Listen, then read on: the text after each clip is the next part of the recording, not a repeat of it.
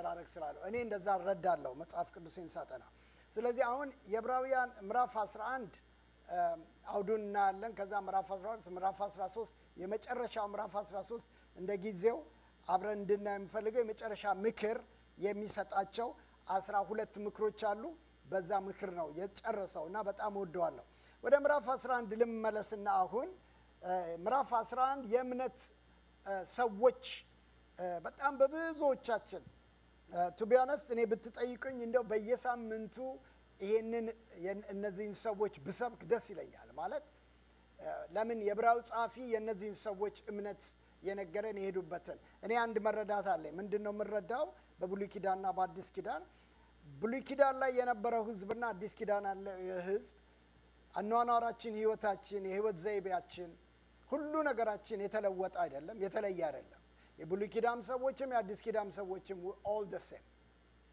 አደራረጉ የተለየው እግዚአብሔር ኮሙኒኬት ያደረገበት መንገድ ነው የተለየው ለብሉይ ኪዳን ሰዎችን አድሬስ ያደረገበት የአዲስ ኪዳን ሰዎችን አድሬስ ያደረገበት መንገድ ብቻ ግን ተለይቷል ይሄንን በአይምሮአችን እንድናስበው ፈልጋለሁ ስለዚህ ብሉይ ኪዳን ላይ ያሉ ሰዎች ህይወት ወሳኝ የሚያደርገው በጥናታችን በትምህርታችን ወሳኝ የሚያደርገው ምንድነው እነሱ የሚኖሩትንም ህይወት ነው እኛ የምንኖረው እነሱ የሚያልፉትን መንገድ ነው እኛ የምናልፈው እነሱ የሚሰማቸውን አይነት ስሜት ነው እኛ የሚሰማን እንዳልኳቸው አደራረግ እግዚአብሔር ብሉይ ኪዳን ላይ ከነበሩ ሰዎች ጋር ኮሙኒኬት ያደረገበት መንገድና አዲስ ኪዳን ላይ ያለነው ሰዎች ኮሙኒኬት ያደረገበት መንገድ ብቻ ነው የሚለያየው ስለዚህ ነው አዲስ ኪዳን ላይ የዕብራው ጻፊ እስከ ጥግ ድረስ ይወሰደን በሁሉም መንገድ ላይ ልቀቱ ከፍ አድርጎ ያሳየን የክርስቶስ ኢየሱስን መካከለኛ ያለው እነዚህን አሁን ወደ ኋላ ልመለስም የአዲሱ ስርዓት መካከለኛ እሱ ነው የአዲሱ ኪዳን መካከለኛ እሱ ነው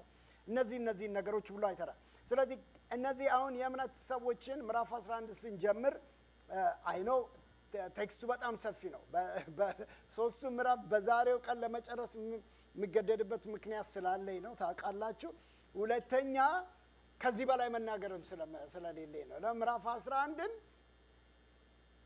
ለእናንተ ተውላችኋለሁ በየተራ ሰጣችሁና ቆማችሁ ተሰብኩታላችሁ በህይወታችን እንሰብከዋለን አሜን ምዕራፍ 11 ቁጥር 1 ከዚህ እንጀምር እምነት ተስፋ ያደረግነውን ነገር እንደሚፈጽም እርግጠኛ የምንሆንበት የምናየውን ነገር እውን መሆኑን የምንረዳበት ነው አባቶች የተመሰከረላቸው በዚህ ነው ዓለማት በእግዚአብሔር ቃል እንደተፈጠሩ በእምነት እንረዳለን ስለዚህም የሚታየው ነገር የተፈጠረው ከማይታየው እንዳልሆነ እንገነዘባለን ይልና እዚህ ቁጥር 4 ይጀምራል አቤል ከቃይል ይልቅ የበለጠ መስዋዕት ለእግዚአብሔር በእምነት አቀረበ እግዚአብሔር ስለስጦታው በተናገረለት ጊዜ እርሱ በእምነት ጻድቅ እንደሆነ ተመሰከረለት ቢሞትም እንኳን እስከ አሁን በእምነቱ ይናገራል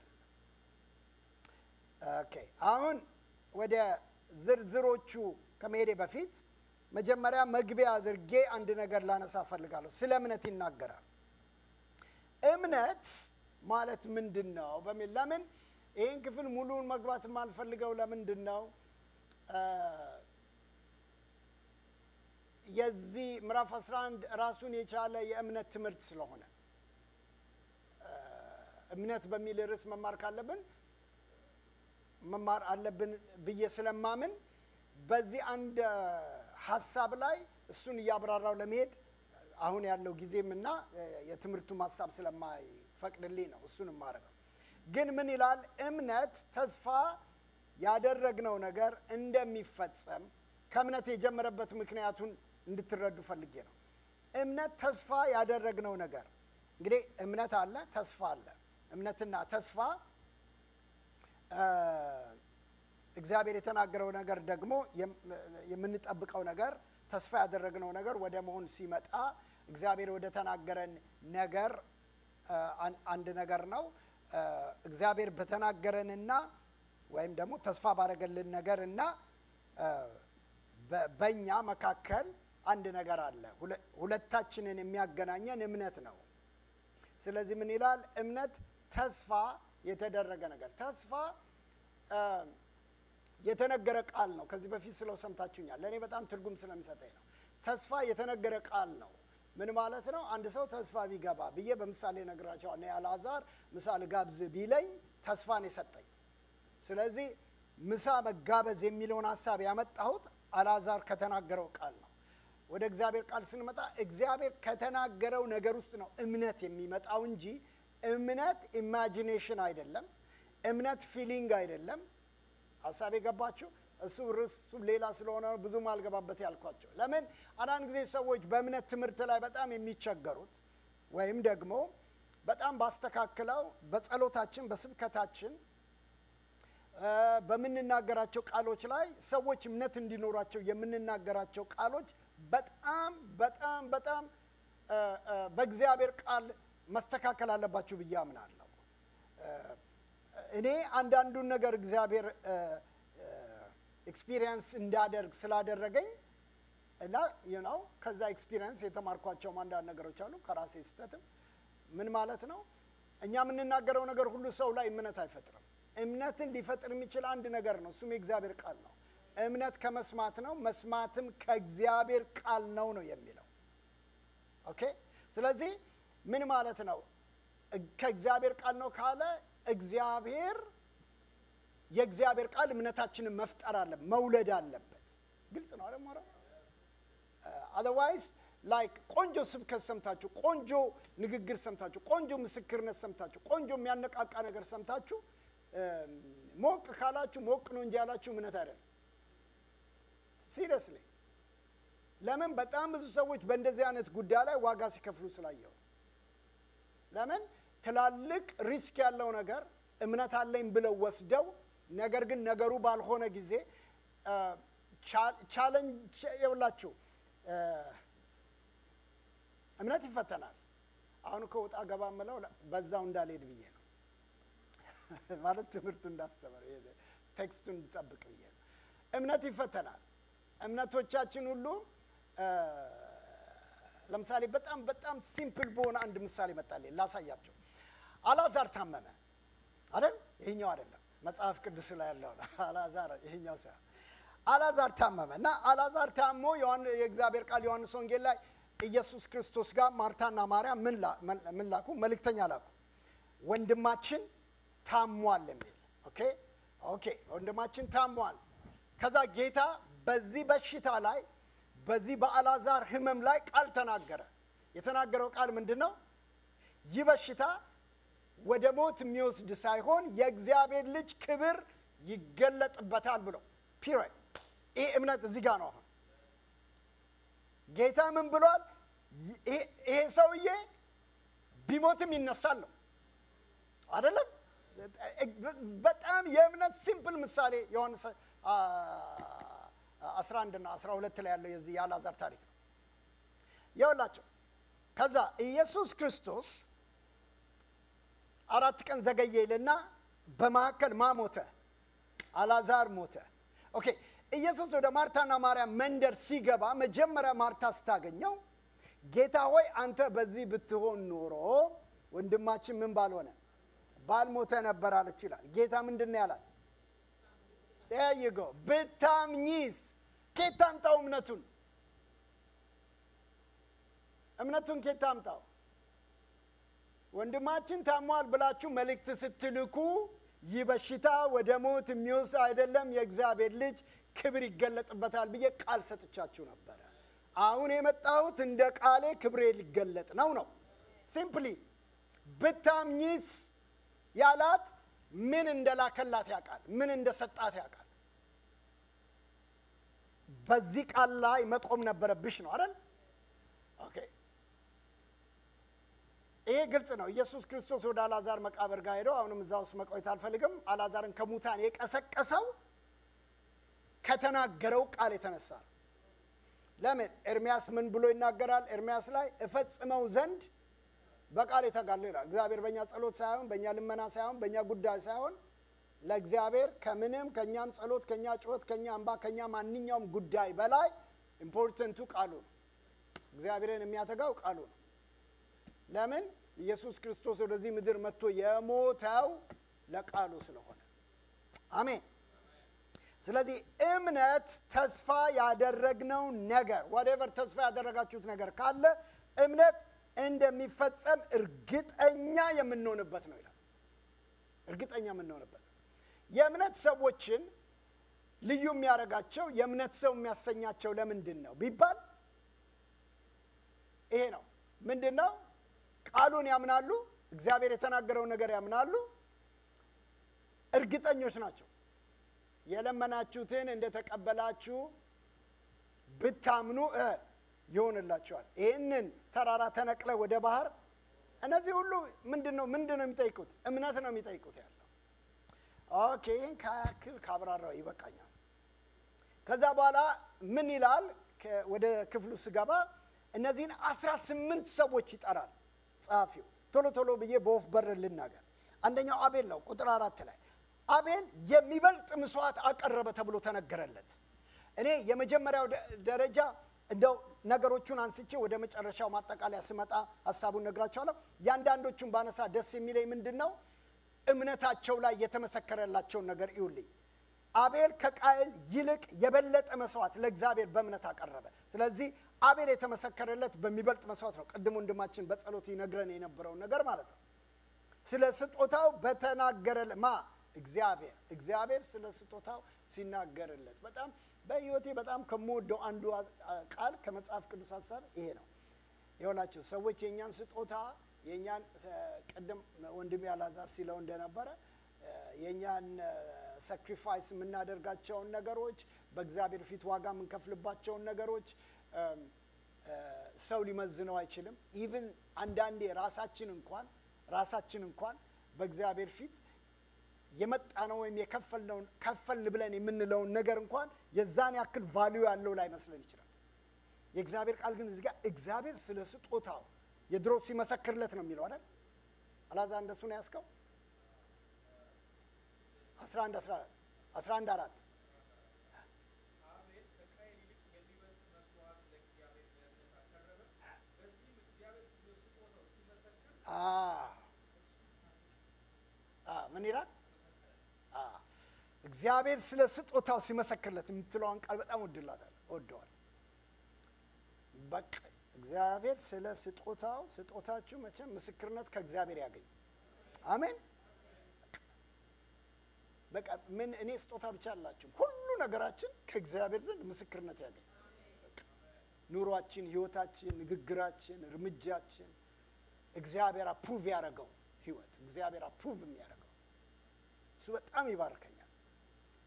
ቁጥር 5ን ሂዱልኝ ቶሎ ብዬ ነው የምሄደው። ቁጥር 5 ሄኖክ ሞትን እንዳይ ከዚህ ዓለም በእምነት ተወሰደ። እግዚአብሔር ስለወሰደው አልተገኘም። ከመወሰዱ በፊት እግዚአብሔርን ደስ እንዳሰኘ ምን ሆኖለታል? ተመስክሮለታል። በጣም ይገርም ነው። ቁጥር 6 ደግሞም ያለ እምነት እግዚአብሔርን እንደማሰኘት አይቻልም። ምክንያቱም ወደ እግዚአብሔር የሚቀርብ ሁሉ እግዚአብሔር መኖሩን እና ከልብ ለሚሹት ዋጋ እንደሚሰጥ ማመን አለበት። ይሄ በጣም በእምነት ሰባኪዎች ዘንድ በአብዛኛው የሚነገር ቃል ይሄ ነው። which is very powerful because ይሄ ቃል የመጣው ከዚህ ሰው አካሄድ ነው። ምን ይለናል? ያለ እምነት እግዚአብሔርን ደስ ማሰኘት አይቻልም ይላል። ያለ እምነት እግዚአብሔርን ደስ ማሰኘት አይቻልም። ወደ እግዚአብሔር የሚቀርብ ዛሬ እንደምንሆነው ወደ እግዚአብሔር የሚቀርብ ሁሉ እግዚአብሔር መኖሩንና ከልብ ለሚሹት ዋጋ እንደሚሰጥ ማመን አለበት ይላል። ታዲያ ይሄንን ያነሳው ከሄኖክ ነው። ሄኖክ አካሄዱን ከእግዚአብሔር ጋር አደረገ፣ እግዚአብሔር ወስዶ አልተገኘም። ሰው አካሄዱን ከእግዚአብሔር ጋር ማድረግ እዚህ ውስጥ ብዙ አልቆይም። የሄኖክ እምነት በእምነት ተወሰደ ያለን አካሄዱን ከእግዚአብሔር ጋር በማድረግ ነው። እግዚአብሔርን ደስ የሚያሰኝ እግዚአብሔርን ደስ በማሰኘት የተመሰከረለት ህይወት። እነዚህ ሁሉ አንድ ቃል ነው ከፊት የሚያስቀምጥላቸው ለሁሉም እነዚህ 18ቱ የሚጠሩት በእምነት ይላል። ቁጥር 7 ኖህ ገና ስለማይታየው ነገር እግዚአብሔር ባስጠነቀቀው ጊዜ እግዚአብሔርን ፈርቶ ቤተሰቦቹን ለማዳን መርከብን በእምነት ሰራ። በእምነቱም ዓለምን ኮነነ፣ በእምነትም የሚገኘውን ጽድቅ ወራሽ ሆነ ይላል። አሁን ቅድም እንዳልኳቸው እኔ እዚህ ውስጥ ብዙ አልቆይም፣ ግን ታሪኮቻቸውን በሙሉ ስትመለከቱ የአቤልን አካሄድ፣ የሄኖክን አካሄድ ተመሳሳይ ነው። የኖህም አካሄድ የእግዚአብሔር ቃል ስለ ኖህ የሚናገረው በጣም ወደ ዘፍጥረት 8 እስከ 6 ጀምሮ አክቹአሊ ከ6 ጀምሮ በጣም ወደው ቃል ሰው ሁሉ አካሄዱን አበላሽቶ ሳለ የምትል ቃል አለች። ሁሉ ጊዜ በቃ እንደ ዋርኒንግ መጽሐፍ ቅዱሴ ላይ የምታሳስበኝ ሰው ሁሉ አካሄዱን አበላሽቶ ሳለ ሄኖክ ኖህ ግን አካሄዱን ከማን ጋር አደረገ? ከእግዚአብሔር ጋር። በጣም ምርጫ ነው። አይገርምም ወገኖች? ሰው ሁሉ በቃ በዘፈቀድ መኖር ሲፈልግ ምርጫ ነው። እኔ አንዳንድ ጊዜ በህይወቴ ላይ ወደ ኋላ ዞር ብዬ ከኔ ጋር አብረን ያደግነውን፣ ከኔ ጋር አብረን የኖርነውን፣ ከኔ ጋር ብዙ ነገር ያሳለፍነውን ጓደኞቼን በብዙ አይነት ህይወትና ላይፍ ውስጥ ያሉትን አንዳንዶች ደግሞ ሁላችንም እንዲህ አይነት ኤክስፒሪየንስ አለን። ከልጅነት ጀምሮ ትምህርት ቤት አብረን ያደግናቸው ልጆች ምናምን ሰዎች አንዳንድ ቦታ ላይ ስንገናኝ እና አንዳንድ ሰዎች የሚያውቁኝ ከልጅነቴ ጀምሮ የሚያውቁኝ ልጆች ሲያገኙኝ ድንገት ከላይ እስከታች ነው የሚያዩኝ። ማለት በጣም የሚገርማቸው አንድ ነገር አለ እና እነሱ ስለኔ እንደሚያስቡት እኔም ደግሞ ስለነሱ ሳስብ የማስበው ራሴን ከነሱ ጋር ኮምፔር ሳደርግ አንድ ነገር ሁል ጊዜ አስታውስና ሁል ጊዜ ደስ ይለኛል። ለካ ሰው አካሄዱን ከእግዚአብሔር ጋር አድርጎ የትም አይወድቅም፣ የትም አታገኙትም። ነው እኮ በአራራት ተራራ ላይ ተገኘ ነው የሚለው። ኦኬ ናው ስብከቱ ሳልገባም ግን የሚገርማችሁ ነው ዓለም በውሃ ጠፍቶ ተራሮች ሁሉ በውሃ ተጥለቅልቀው ምድር ሁሉ በውሃ ተሸፍኖ ምንም ነገር አይታየም ሲባል there is no compass የት እንዳለ አያውቅም። ኢስት ዌስት ኖርት ሳውት የት እንዳለ አያውቅም። the only thing እሱን ክፍል ምዕራፍ 8ን ስታጠኑ የምታዩት እግዚአብሔር አንድ ባንድ ነው ሲያሳየው የነበረው። ዝናቡ ቆመ ይልና የመጀመሪያ ለኖ ኮምፓሱ የመጀመሪያው የተራሮች አናት ታየ ይላል። የተራሮች አናት ታየ ማለት ኖ እዚህ ጉባኤ ቢኖር ዛሬ እሱ ቢሆን ይህን ትምህርት የሚያስተምረው ምን ብሎ ሊነግረን እንደሚችል ይክን ኢማጂን ማለት ኦ ማይ ጋድ ሳይል አይቀርም። ለምንድን ነው ይሄን የምትለን ብትሉኝ አካሄዱን ሰው ከእግዚአብሔር ጋር አድርጎ ሜዳ ላይ የሆነ ሸለቆ የሆነ ምናምን ውስጥ ወድቆ አይገኝም። ክብር ለእግዚአብሔር ይሁን። ሁሉ ጊዜ በተራራ ሁሉ ጊዜ በእግዚአብሔር ዘንድ። ኦኬ ቶሎ ብዬ ልሂድ። አንዳንዶቹን ላንሳ። ቁጥር 8 ላይ ሂዱልኝ። አብርሃም ርስት አድርጎ ወደሚቀበለው ስፍራ እንዲሄድ በተጠራ ጊዜ በእምነት ታዘዘ። ወዴት እንደሚሄድ ባያውቅም እሺ ብሎ ሄደ። በባዕድ ሀገር እንዳለ መጻተኛ በተስፋይቱ ምድር በእምነት ተቀመጠ። የተስፋው ቃል አብረውት እንደሚወርሱት እንደ ይስሐቅ እንደ ያዕቆብ በድንኳን ኖረ ይለናል። መቼም እምነትና አብርሃም በቃ የእምነት አባት ነው ስሙ ራሱ።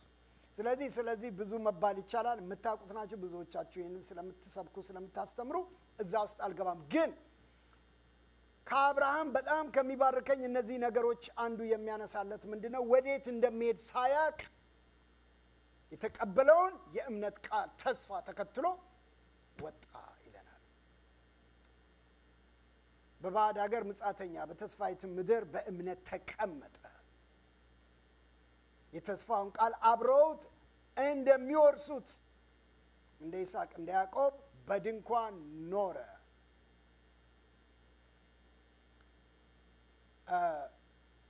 ቁጥር 10 ላይ ሄዱልኝ ቶሎ ብዬ እነዚህን አድሬስ ላድርግ። ቁጥር 10 ላይ ምክንያቱም መሰረት ያላትን እግዚአብሔር የሰራትን የፈጠራትን ከተማ ምን ያደርግ ነበር?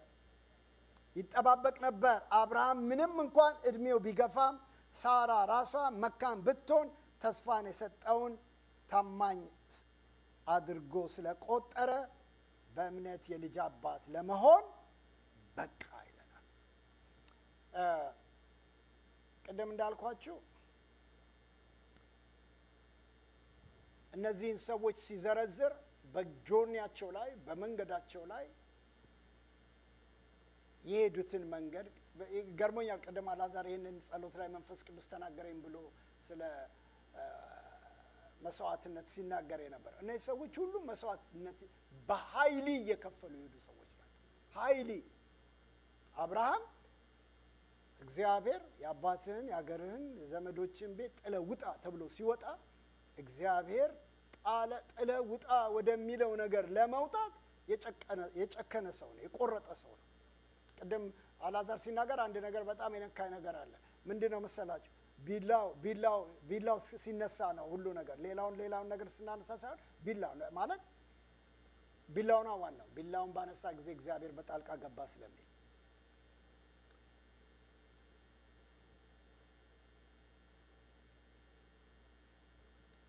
ቁጥር 13 ላይ ሄዱልኝ። እነዚህ ሁሉ የተሰጣቸውን የተስፋ ቃል ሳያገኙ እምነታቸው እንደጠበቁ ሞቱ። ሆኖም ከሩቅ አይተው ሰላም አሉት። በዚህ ምድር ሲኖሩ ምጻተኞችና እንግዶች መሆናቸውን ተገንዝበው ነበርና።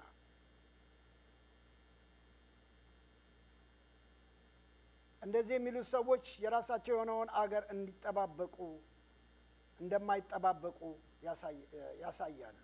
ትተውት የወጡትን አገር ቢያስቡ ኖሮ ወደዚያ የመመለስ እድል ነበራቸው። ቁጥር 16 አሁን ግን ከዚህ የሚበልጠውን ሰማያዊ አገር ይናፍቃሉ። ስለዚህ እግዚአብሔር አምላካቸው ተብሎ ሊጠራ አላፈረም፣ ከተማን አዘጋጅቶላቸዋል። በአጠቃላይ የእነዚህን ሰዎች ህይወት በአንድ ቃል አስቀምጠው ብትሉኝ የማያሳፍር ህይወት። አምላካቸው እግዚአብሔር ተብሎ ሊጠራ በእነርሱ አያፍርም ይላል። ኢማጂን አድርጉ። እኛ አሁን በልጆቻችን እንኮራለን፣ በእናት በአባቶቻችን፣ በፋሚሊ ሜምበርስ፣ በተለያዩ ሰዎች ኦ ማይ ጋድ በቃ የምንኮራባቸው ሰዎች ደስ ይላሉ አይደል? የዛን ያክል ደግሞ የሚያሳፍሩም ስላሉ ማለት አይደል? እኔ አላውቀውም አይደለሁም እስከ ማለት የሚያስብሉ ማለት ነው። እግዚአብሔር አሁን ይሄንን ማነሳላችሁ ምክንያት አለኝ። ከመጀመሪያው ጀምሮ እነዚህ ሁሉ ሰዎች የመሰከረላቸው ራሱ እግዚአብሔር ነው። አካሄዳቸውን መስክሯል፣ የጽድቅ ሕይወታቸውን መስክሯል፣ እምነታቸውን መስክሯል። የእምነታቸው ጥግ፣ የመታዘዛቸው ጥግ ቅድም እንደሰማ ነው በትልቁ የሚያሳየው ዋጋ የሚከፍሉበትን ጥግ ነው። እነዚህ ሁሉ ሰዎች የሄዱት መንገድ በሞላ ዋጋ አስከፍሏቸዋል።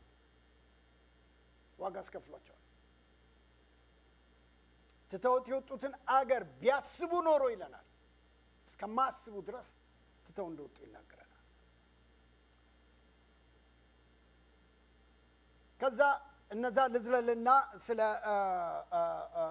ይስሐቅ ይናገራል፣ ስለ ያዕቆብ ያነሳል፣ ስለ ኤሳው ያነሳል፣ ስለ ዮሴፍ ያነሳል። እነዚህ ሁሉ በእምነት ልጆቻቸው እንዴት እንደባረኩ ይናገርና ቁጥር 23 ላይ ያለውን ቃል ብቻ ላንሳና ወደዚህኛው ሐሳብ ማጠቃለያ ያለምጥ። ሙሴ ከተወለደ በኋላ ወላጆቹ መልካም ሕፃን መሆኑን ስላዩ በእምነት እንግዲህ ይሄኛው ሌላው ታሪክ ቀያሪ ስለሆነ 3 ወር ሸሸጉት፣ የንጉሥን ማወጅ አልፈሩም። ሙሴ ባደገ ጊዜ የፈርዖን ልጅ መባልም በእምነት እምቢ አለ። ለጥቂት ጊዜ በኃጢአት ከሚገኝ ደስታ ይልቅ ከእግዚአብሔር ሕዝብ ጋር መከራ መቀበልን መረጠ። ከግብፅ ሀብት ይልቅ ስለ ክርስቶስ መከራን መቀበልን እጅግ የሚበልጥ ሀብት መሆኑን ተገንዝቦ ወደፊት የሚቀበለውን ብድራት በሩቅ ተመልክቷልና የንጉሥን ቁጣ ሳይፈራ ግብፅን ለቆ በእምነት ወጣ። የማይታየውንም እንዳይ አድርጎ በመቁጠር በሐሳቡ ጸና። በኩሮች የሆኑትን የሚገድለው ቀሳፊ የእስራኤል በኩር ልጆች እንዳይገደል ፋሲካን በእምነት አደረገ፣ ደምንም ረጨ። ሕዝቡም በደረቅ መሬት እንደሚካሄድ ቀይ ባህርን በእምነት ተሻገሩ።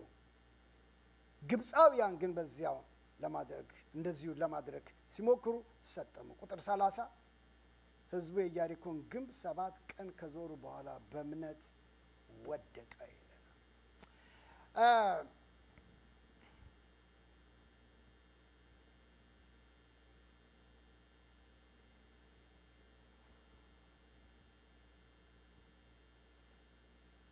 ቁጥር 13ን ማን ነው 31ን ቀጥሎ ያሉትን እናንብበውና አንድ ነገር አብረን እናያለን። ዝሙት አዳሪዋ ረዓብ ሰላዮችን በሰላም ስለ ተቀበለቻቸው ከማይታዘዙት ጋር ያልጠፋችው በእምነት ነው። እንግዲህ ከዚህ በላይ ምን ልበል? ስለ ጌዲዮን፣ ስለ ባርቅ፣ ስለ ሳምሶን፣ ስለ ይፍታ፣ ስለ ዳዊት፣ ስለ ሳምሶን እንዲሁም ስለ ነቢያት እንዳልተርክ ጊዜ የለኝም። እነዚህ ሁሉ ሰዎች የመጡበትን የዋጋ መክፈል፣ የመታዘዝ የእምነትን ህይወት ይነግረናል። ልብ በሉ የዕብራዊው ጸሐፊ ይሄን እያወራ ያለው ለልጆቻቸው የልጅ ልጆቻቸው because ለአይሁድ ኦዲየንስ ስለሆነ በምን ያህል ደረጃ እነዚህ ሰዎች ለነዚህ ሰዎች ዕውቀት ሳይኖራቸው ቀርቶ አይደለም። ላስታውሳችሁ አንዳንድ ነገር። ለምሳሌ ኢያሱ መጽሐፍ ላይ ምዕራፍ 4 ላይ ኢያሱ የመጨረሻውን ርስት አውርሶ ከጨረሰ በኋላ ከህዝቡ ጋር ሲነጋገር ምን ይላል?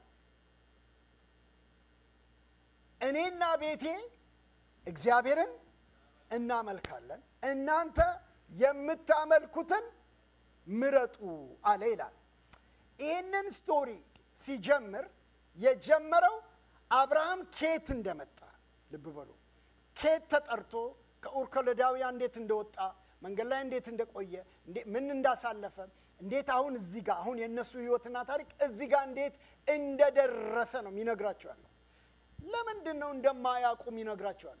እናንተ ልጆቻችሁን ሰብስባችሁ ቁጭ ብላችሁ አንተ እኮ አንቺ እኮ አታውቂም፣ እኔ እኮ ከቀበና ነው የተነሳሁት እያላችሁ 10 ያትነግሯቸው። ኦኬ አትነግሯቸው። እግዚአብሔር ግን ሁሉ ጊዜ መጽሐፍ ቅዱስ ላይ የሚገርመኝ ምንድነው የሚያውቀውን ህዝብ ታሪኩን የሚያውቀውን ህዝብ እየደጋገመ የሚነግረው። ኦኬ ላስታውሳቸው። ሐዋርያት ሥራ ምዕራፍ 7 እስጢፋኖስ ሲወገር የጀመረው ንግግሩን ምንድነው? አባቶች ሆይ ብሎ ጀመረ። አባታችን አብርሃም ብሎ ከአብርሃም ጀምሮ አንድ ሰው ሚስ አላረገም።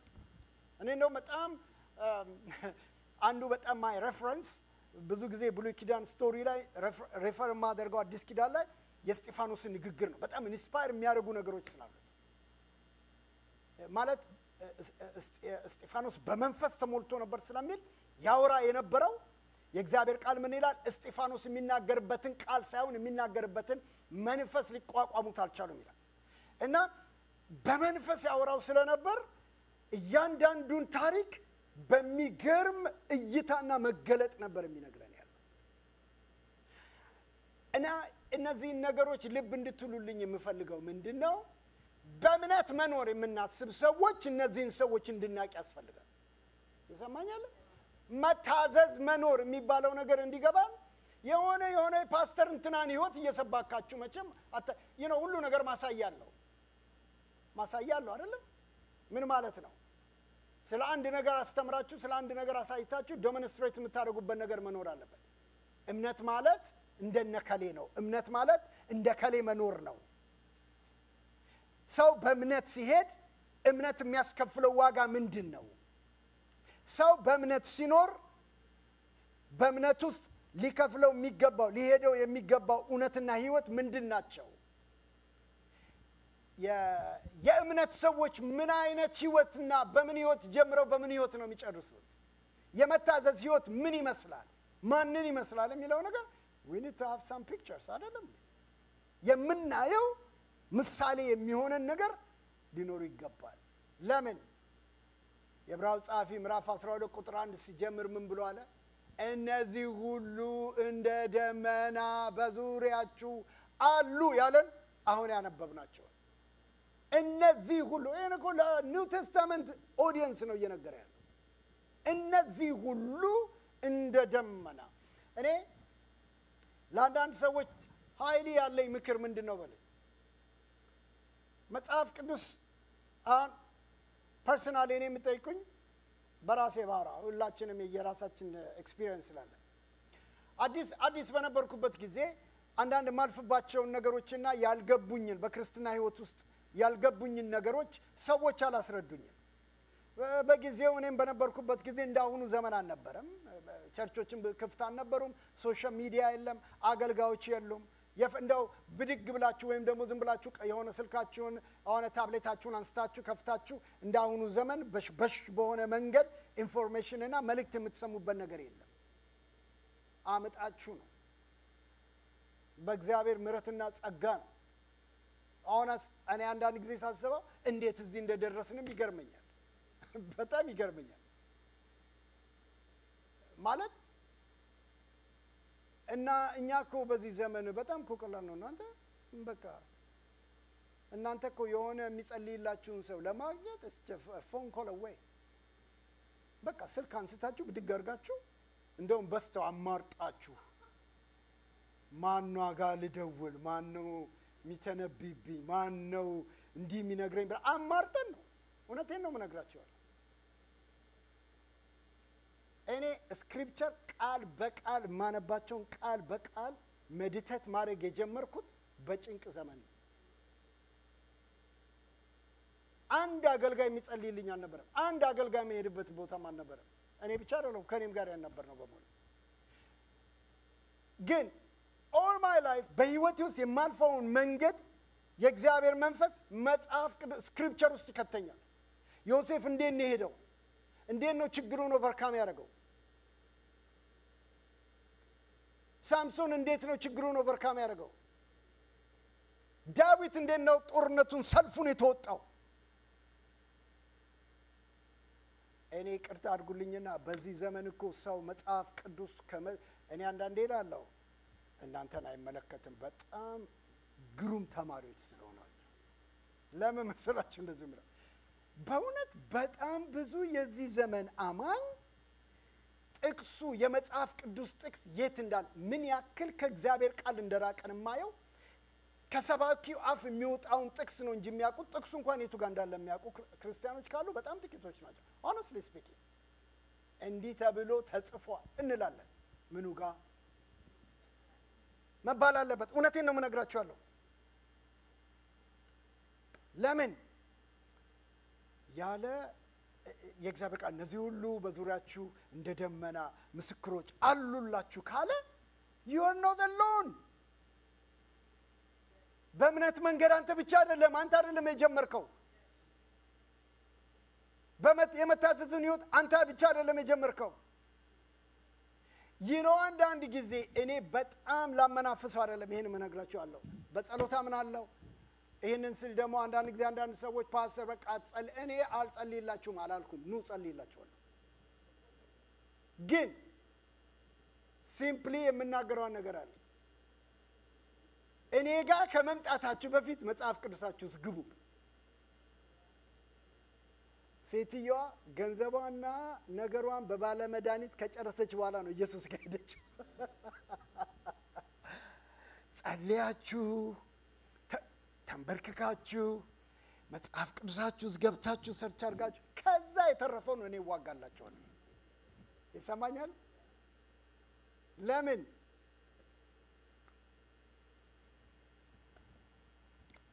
ይሄንን እኔ ኢንካሬጅ ማረጋው ሲሪየስሊ ፑሽ ማረጋው ለብዙዎቻችን በራሳችን እግዚአብሔር ቃል ውስጥ ስንገባ ኤክስፒሪየንስ የምናደርገው ነገር ማንንም ሰው እጅ ሲጭንላችሁና ሲጸልይላችሁ ኤክስፒሪየንስ የሚያደርገው እኩል አይሆንም።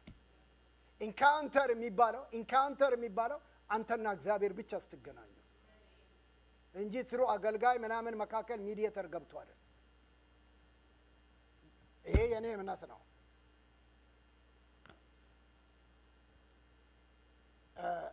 ይሄ ሲሆን በህይወታችን ላይ ፈርስታንድ የሆነውን ነገር እናገኘዋለን። እናንተ ትሆናላችሁ ስለ እምነት የምታወሩት፣ እናንተ ትሆናላችሁ ስለ መታዘዝ የምታወሩት፣ እናንተ ትሆናላችሁ ስለ ዋጋ መክፈል የምታወሩት፣ እናንተ ትሆናላችሁ ስለ ድል የምታወሩት። ይህን ክፍል አጠቃለለውና ወደ አንድ ነገር ላምጣው የግድ የሚቀጥሉትን መናገር ስላለብኝ ቁጥር 39 ላይ ሂዱልኝ። እነዚህ ሁሉ ስለ እምነታቸው የተመሰከረላቸው ቢሆንም ከነርሱ ማንም የተስፋውን ቃል የተቀበለ የለም። እግዚአብሔር ለኛ የሚበልጠውን ነገር ስላዘጋጀ ያለኛ ፍጹማን ሊሆኑ አይችሉም። በድሮ ትርጉም በጣም ወደዋለሁ ይሄንን ቃል። እነዚህ ሁሉ በእምነታቸው ተመስክሮላቸው ሳለ ያለኛ ፍጹማን እንዳይሆኑ እግዚአብሔር ስለኛ አንዳች የሚበልጥ ነገር አስቀድሞ አይቶ ነበር ይላል። በጣም ከሚገርመው ነገር አይገርምም? እነዚህ ሁሉ ይሄን ነገሩ እናንተ ግን በደንብ ነው የሰማችሁኝ ስናገር። እነዚህ ሁሉ ስለ እምነታቸው ተመስክሮላቸው ሳለ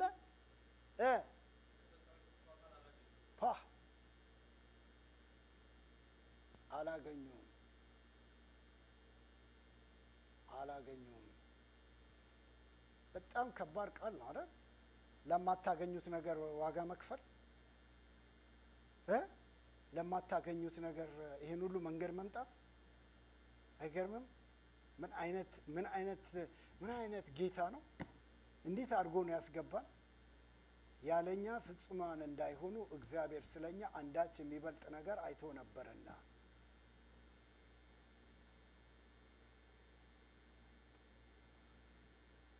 ምዕራፍ 12 ላይ ሄዱልኝና የዚህ ማሰሪያ ታውታላችሁ።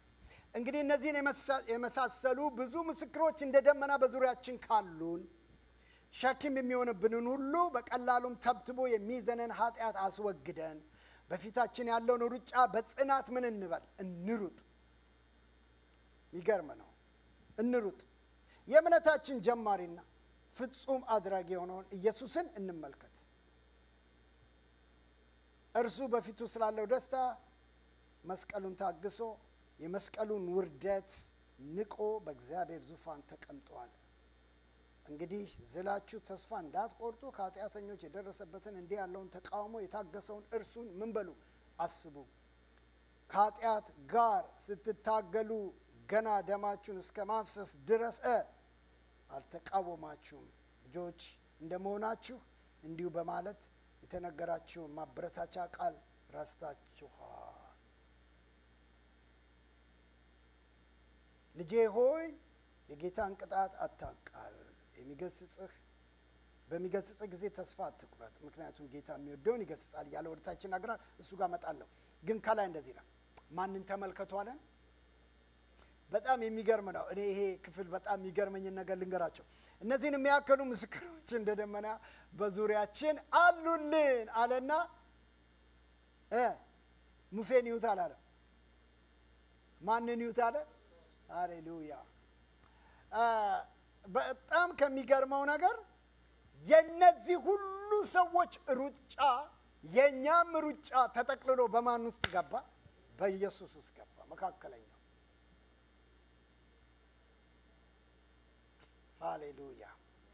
የእምነታችንን ጀማሪና ፈጻሚ የሆነውን ይላል። ቅድም ነግራቸዋለሁ። ከነዚህ ሰዎች ጆርኒ ከነዚህ ሰዎች ህይወት የምንማረው ነገር አለ። የህይወታችን ጀማሪ ግን የእግዚአብሔር ልጅ ኢየሱስ ነው። የእምነታችሁ ጀማሪና ፈጻሚ የሆነው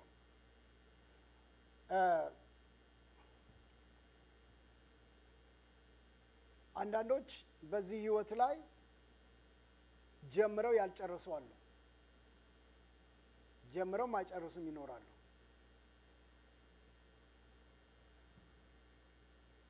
የኛን እምነት የኛን ጅማሪ ልዩ የሚያደርገው ምንድነው ብላችሁ ብትጠይቁኝ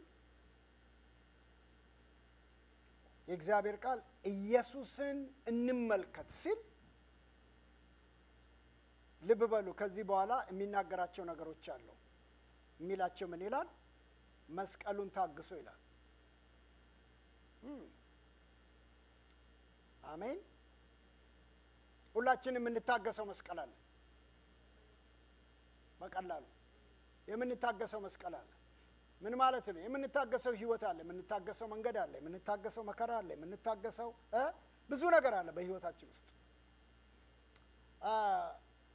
በህይወት ውስጥ ከባዱ ነገር ብዬ የምለው አንዱ መስቀልን መታገስ ነው።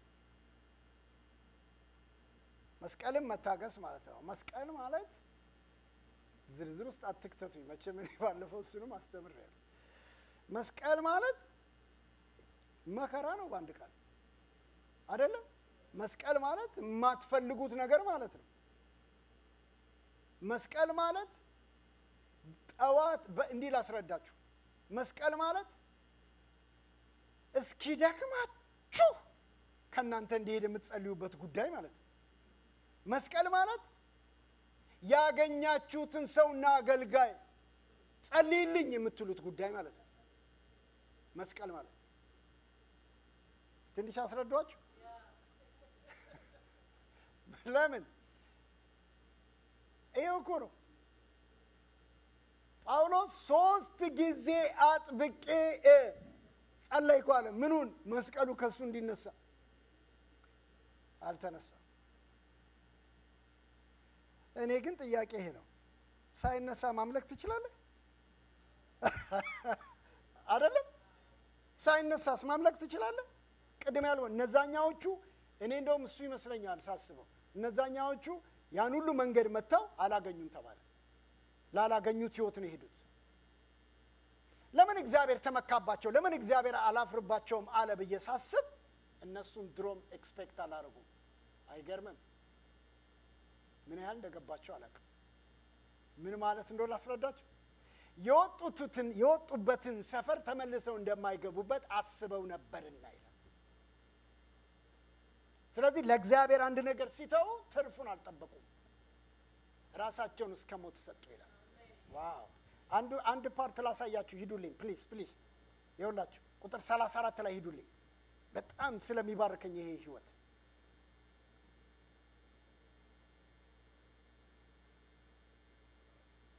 ቁጥር 34 የሳትን አላጠፉ በሰይፍም ስለታመለጡ ከድካምም በረቱ በጦርነት ኃያል ሆኑ ባዳን ወታደሮችን አባረሩ ይላል። ቁጥር 35 ላይ ይለወጥና ሴቶች ሙታናቸውን ተነሱላቸው ነው።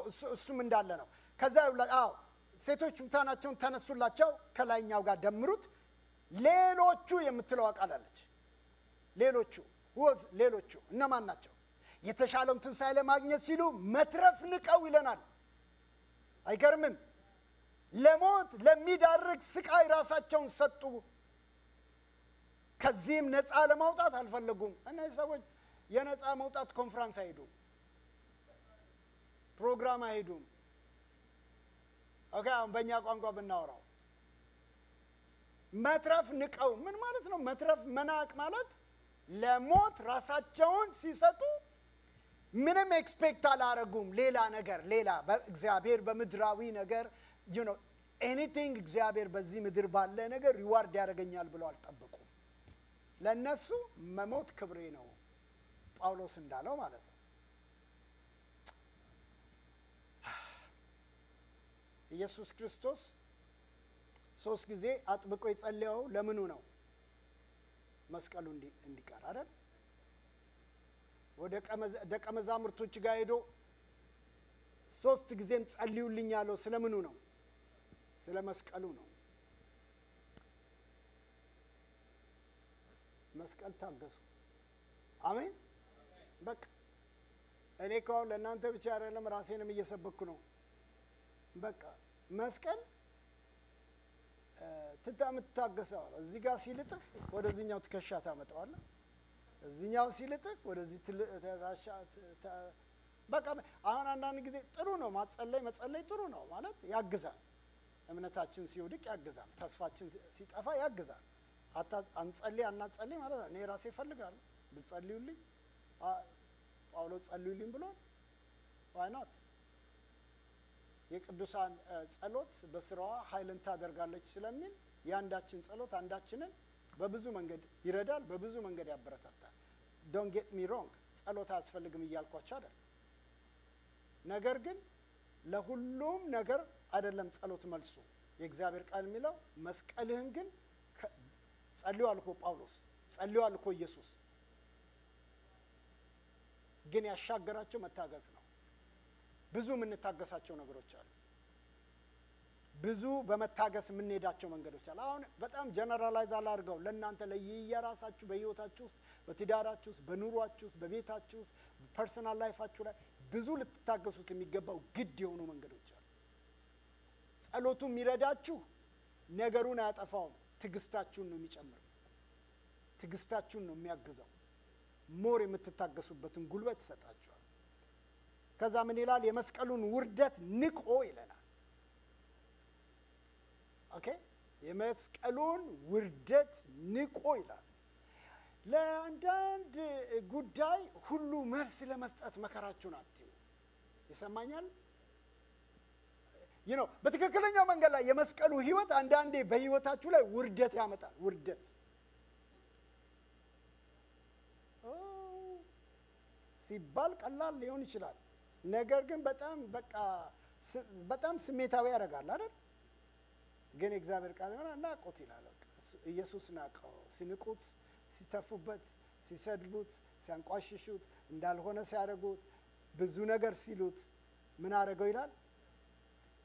ምንድነው መልእክቴ ዛሬ? ታገሱ አንደኛው ነው። ሁለተኛው ናቁት ነው።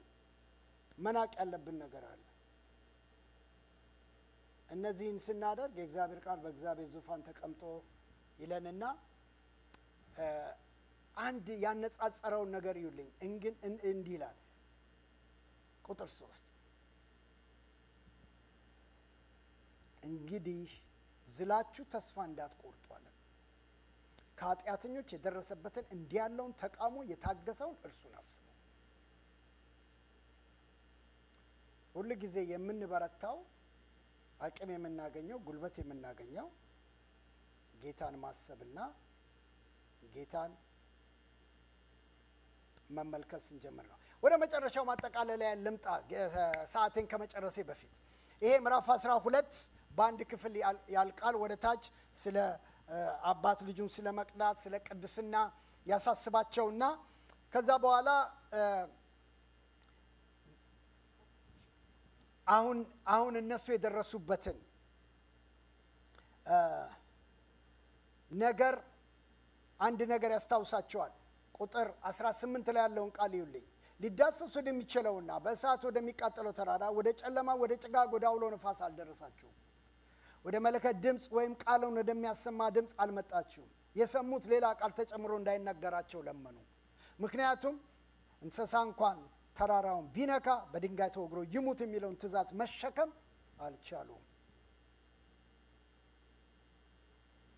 በዛ ይታይ የነበረው ሁኔታ እጅግ አስፈሪ ነበርና ሙሴ በፍርሃት ተንቀጠቀጥኩ አለ። እናንተ ግን አለን፣ ተመልከቱ፣ እናንተ ግን እኛን ወደ ጽዮን ተራራ ወደ ሰማያዊት ኢየሩሳሌም ወደ ሕያው እግዚአብሔር ከተማ መጥታችኋል። በደስታ ወደ ተሰበሰቡ ወደ አላፋት መላእክት ስማቸው በሰማይ ወደ ተጻፈው ወደ በኩራት ማህበር ቀርባችኋል። የሁሉ ዳኛ ወደ ሆነው ወደ እግዚአብሔር ፍጹምነቱን ወዳገኘው ወደ ጻድቃን መንፈሶች የአዲስ ኪዳን መካከለኛ ወደ ሆነው ወደ ኢየሱስ እንዲሁም ከአቤል ደም የተሻለውን ወደሚናገር ወደ ተረጨው ደም ደርሳችኋል። ክብር ለእግዚአብሔር ይሁን። አሜን። ወደ ተሻለ ኪዳን፣ ወደ ተሻለ በረከት፣ ወደ ተሻለ ህይወት መጥታችኋል። እነሱ አንድ ድምጽ ሰምተው ሌላ ድምጽ አይነገርም ብለው እስኪፈሩ ድረስ እኛ ዛሬ ድምጽ በላያችን ላይ በክርስቶስ በእኛ ህይወት ውስጥ እንደ ወንዝ ይፈሳል። ክብር ለእግዚአብሔር ይሁን። አሜን። የአቤል ደም ፍረድልኝ ነው የሚያወራው፣ ክስ ነው የሚያወራው፣ ዳኝነት ነው የሚጠይቀው የአቤል ደም። እናንተ ግን የደረሳችሁት ወደ ክርስቶስ ደም ነው ይላል። የክርስቶስ ደም ክስ አያወራም፣ ክስን ይደመስሳል እንጂ። ሃሌሉያ። በአንድ ቃል እኔ ምን እለዋለሁ መሰላችሁ? መሸከም ወደማትችሉት ነገር አልደረሳችሁም። ክብር ለእግዚአብሔር ይሁን። ስለዚህ የዕብራዊ ጸሐፊ ሐሳቡን ሲያጠቃልል እስከ ዛሬ የሰማነውን እስከ ዛሬ የተማርነውን ይሄ 14ኛ የመጨረሻ ክፍል ነው ብያቸዋለሁ። ምዕራፍ 13 ላይ የመጨረሻ ማሳሰቢያ ይሰጥና ይጨርሳል። እነዚህን አሁንም በወፍ በረር እንሄድባቸዋለን። ምዕራፍ 13 ቁጥር 1 የመጨረሻ ምክሩ ምንድነው? ማሳሰቢያው ምንድነው? ማስጠንቀቂያው ምንድነው? አንደኛ ምዕራፍ 13 ቁጥር 1 እርስ በርሳችሁ እንደ ወንድማማች ምን በሉ ይለናል? ተዋደዱ። እርስ በርሳችሁ እንደ ወንድማማች እንደ እህትማማች ተዋደዱ። አሜን። 2 እንግዶችን ምዕራፍ 2 እዛው ላይ ነው። አሁን የወረድኩ ነው የማነበው ያለው ቁጥር 2 ላይ እንግዶችን መቀበል ምን አትበሉ፣ አትርሱ። እንግዶችን መቀበል አትርሱ። እኔ አሁን እናንተ ቤት ብመጣ እንግዳ አይደለሁም። እኛ እንግዳ የምንለው በጣም ወዳጆቻችንን ነው። አይገርምም? መጽሐፍ ቅዱስ እንግዳ የሚለው አንዳንዶች ሳያውቁ መላእክት፣ እኔ መቼም መልአክ አይደለሁም፣ ፓስተር ሀብቴ ነኝ። እኔ እናንተ ቤት ብመጣ ሀብቴ ነኝ። እናንተ ቤት ብትመጡ እናንተ ናችሁ። እንግዶችን ተቀበሉ ሲል in other words በቃ በሁሉ መንገድ እንግዶችን ሊቀበል በመንፈስም በስጋም። አሜን። እዛው ጋር አንዳንዶችን ሲያደርጉ ሳያውቁ መላእክትን አስተናግደዋል ስለሚለው ቁጥር 3ኛ በስር ላይ ያሉትን ከነርሱ ጋር እንደታሰራችሁ ሆናችሁ አስቡላቸው ይላል። ምናልባት አንዳንዶቻችን በስጋ የታሰሩ ሰዎች ዛሬ ላናቅ እንችላለን። ነገር ግን በተለያየ ነገር የታሰሩ ሰዎች ካሉ ለነሱ በጸሎት ሆነ በሐሳብ አብረናቸው እንድንሆን፣ እንድንዋጋ፣ እንድንጸልይ የእግዚአብሔር መንፈስ ይረዳናል ብዬ አምናለሁ። አሜን። 4ኛው የሚሰጠን ማሳሰቢያ ምንድነው? እንዲሁም በሰው እጅ የሚንገላቱትን ራሳችሁ መከራ እንደምትቀበሉ አድርጋችሁ አስቧቸው ይላል። አስቧቸው። ይሄ ማስጠንቀቂያ፣ ይሄ ማሳሰቢያ ብል ይሻለኛል። ይሄ ምክርና ማሳሰቢያ መቼም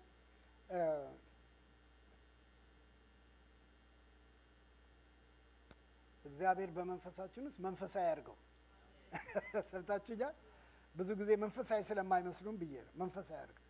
ቁጥር 4 ጋብቻ በሁሉ ዘንድ ክቡር ወይም ጋብቻ በሁሉ ዘንድ ይከበር፣ መኝታው ምንድን ነው ይለናል?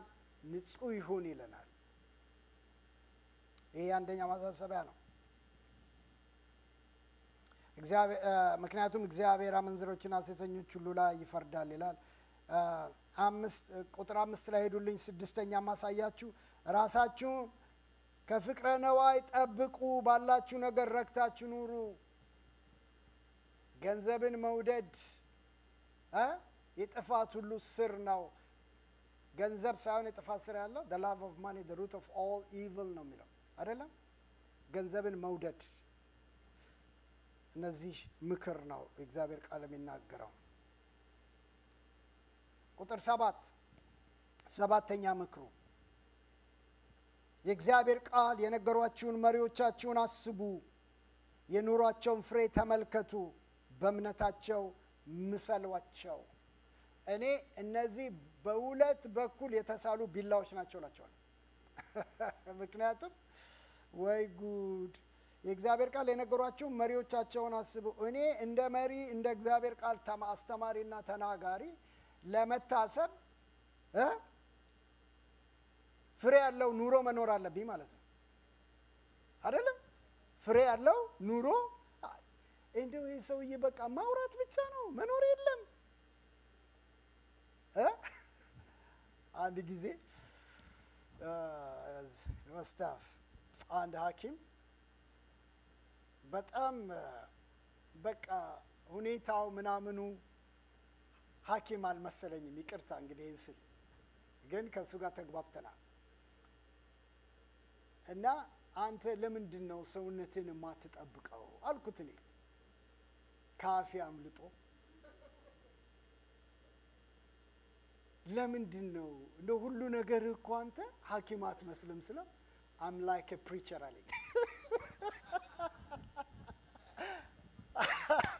በገዛ ጄብዬ እቺ ቃል ያለኝ I'm like a preacher አለኝ።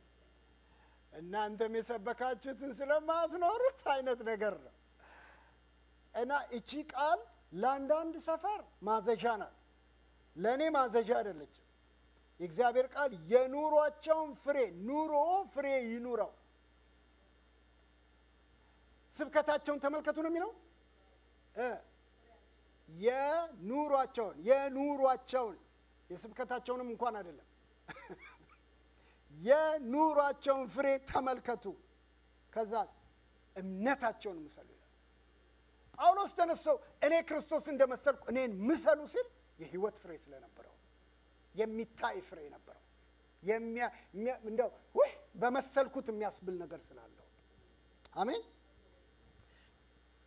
ኦኬ 8ኛ ቁጥር 9 ላይ አለላችሁ። በልዩ ልዩ አይነት እንግዳ ትምህርት ምን አትበሉ ይለናል? አትወሰዱ። እንደው ይሄ ማሳሰቢያ መንፈሳዊ ይሁንልን ብያቸዋለሁ። አሜን።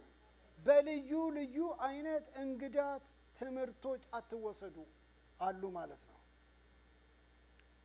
ኦኬ ዝርዝር ውስጥ አልገባም። የቀሩትን ጥቂቶቹን ልናገር። 9ኛ ቁጥር 16 ላይ ሄዱልኝ። ደግሞም መልካም ማድረግንና ያላችሁን ከሌሎች ጋር መካፈልን ምን አትበሉ? አትርሱ። ደግሞም መልካም ማድረግንና ያላችሁንም ከሌሎች ጋር መካፈልን አትርሱ።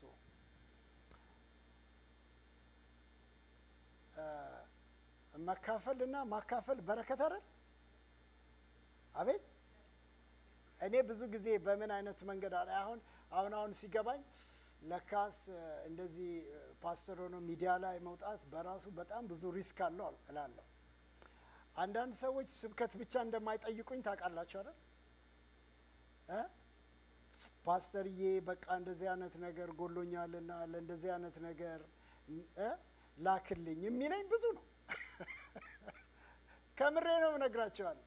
ይሄ the new experience ብየዋለሁ። እና ምን ያስደስታል በሉኝ? ማረግ መቻል በራሱ በረከት ነው።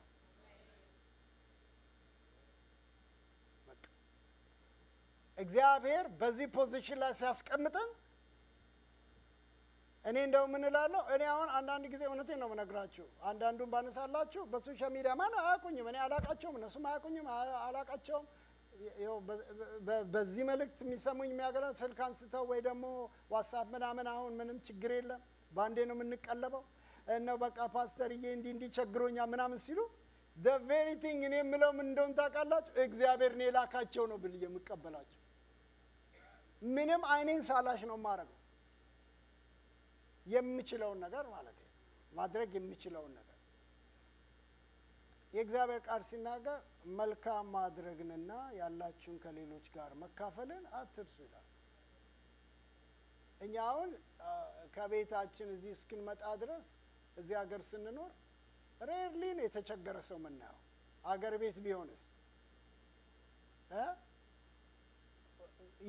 ሌፍት ኤንድ ራይት ነበር አይደለም? ሌፍት ኤንድ ራይት። እኔ አገር ቤት ድሮ ሳገለግል ቢሮዬ ውስጥ አንድ ጊዜ በህይወቴ እንደውም አንድ ጊዜ ጌታን በጣም ርር ብዬ ተናግሬ አውቃለሁ። ያኔ እኛም ራሳችን ምንም ነገር ስላልነበረም ማለት ነው።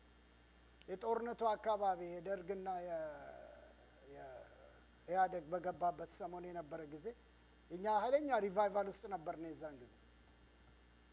እና እነዚህ ከጦርነቱ ከምን የወጡ አንድ ኮሎኔል ሰውዬ ሙሉ ሱፋቸውን ግጥም አድርገው የለበሱ ሰው አንድ ቀን ቢሮዬ መጥተው እኔ ጸሎት መስሎኛል መጥተው ቁጭ በሉ አልኳቸው። ቁጭ አሉ። ዝንጥ ብለው ለብሰዋል። በደንብ እንደ ኔቪ አይነት ሱት ብሉ ነው የለበሱት።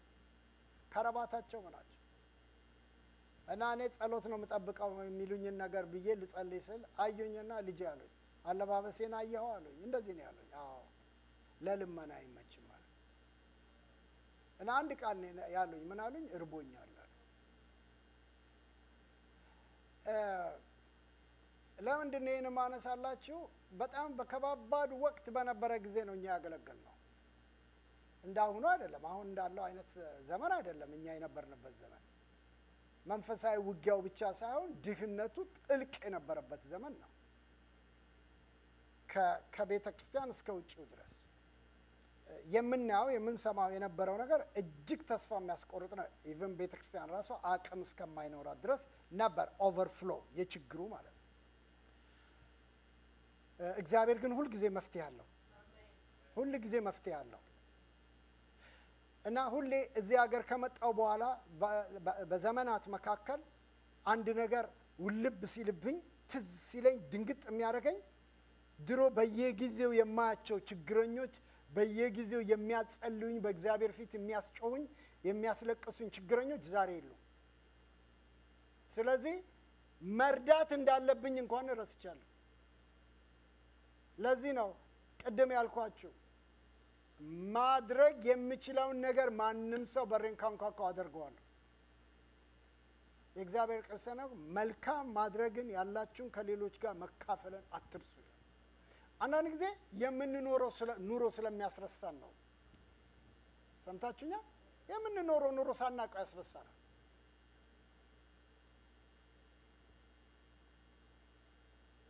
እንደውም እኛ እኮ የሆነ ነገር እንደዚህ አይነት በጎ ማለት የበጎ ምንድን ነው የሚባለው በጎ አድራጎት አንድ ነገር መጀመር አለብን የለብንም? አዎ just ከምንበላው ከስታርባክስ ከምናምን let's just put somewhere እና ስንት ልንረዳቸው የሚገቡ ሰዎች አሉ። እንደው ዝም ብዬ ትምህርት አስተምሬያችሁ ሰብኬ ከምጨርሰው ልባችሁ የተነሳሳ ራሳችሁ በራሳችሁ ኮሚቴ ማቋቋም ትችላላችሁ። ፈቅጄላችኋለሁ። ኦኬ ሁለቱን ልናገርና ልጨርስ። ቁጥር 17 ላይ ሄዱልኝ። አሁንም ይደግመውና ለመሪዎቻችሁ ታዘዙ። ምንድነው የሚለው የድሮ ትርጉም? ታዘዙ፣ ተገዙ። ምክንያቱ ለምን ይላል?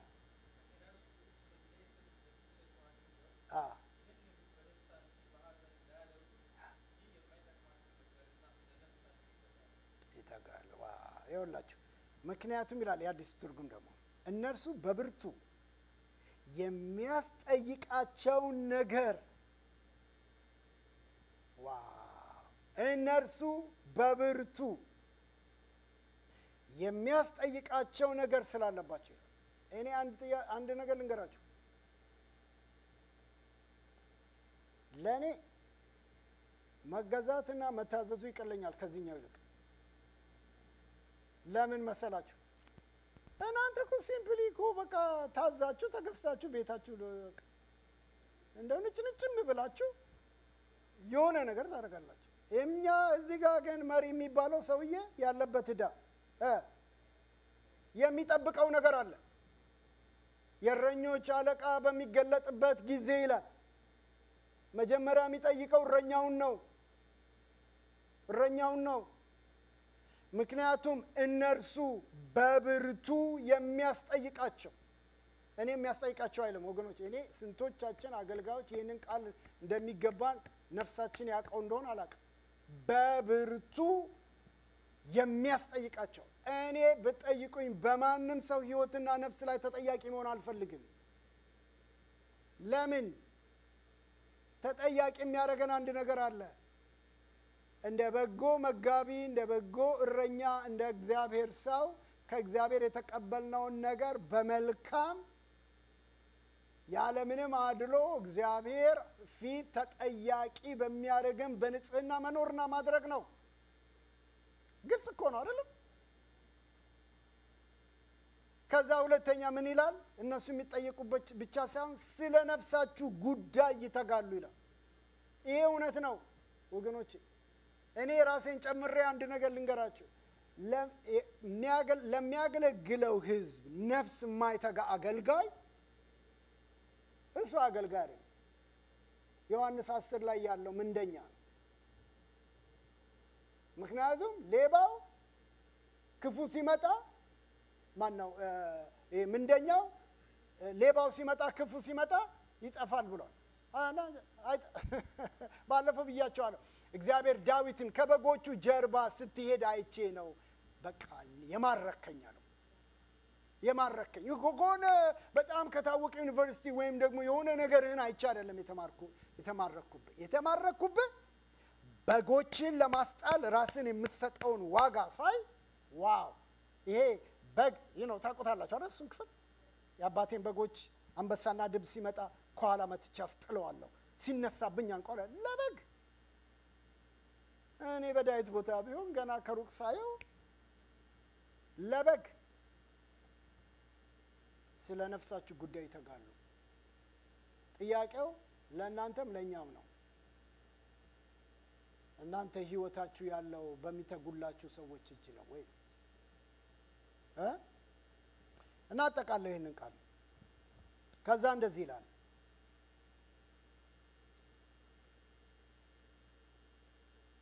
ስለ ነፍሳቸው ጉዳይ ይተጋሉ። ከዛ ስለዚህም ስራቸውን በሐዘን ሳይሆን በደስታ ማከናወን እንዲችሉ ታዘዟቸው። ባለመታዘዝ ውስጥ ሐዘን ስላለ አለዚያ አይበጃችሁም ይላል። ኦኬ ቁጥር 11 ላይ ሄዱ ነው።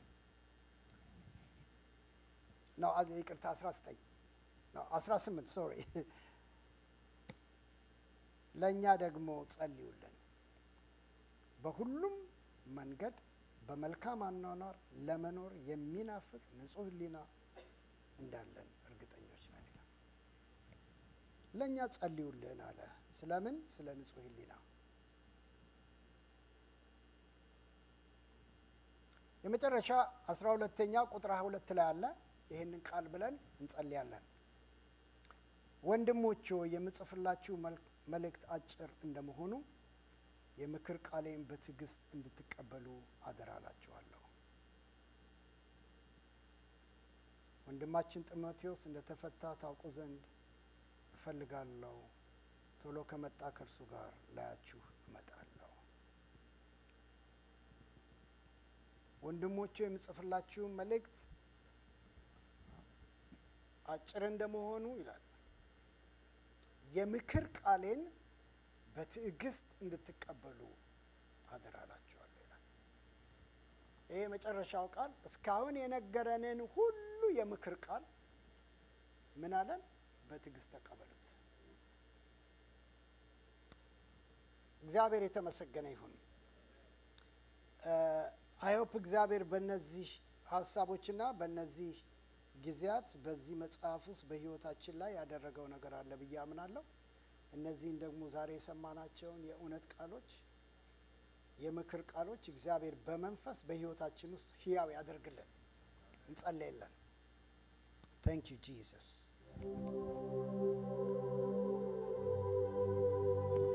Hallelujah.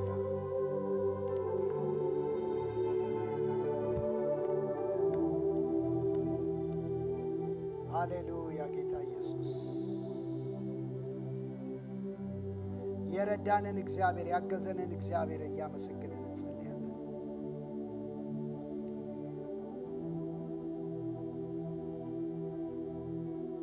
በብዙ በጎነት ከኛ ጋር የነበረውን እግዚአብሔር እናመሰግነዋለን። የመከረኝን እግዚአብሔርን አመሰግናለሁ እንዳለ ዳዊት በምክሩ መልካም ድንቅ የሆነውን ጌታ ሃሌሉያ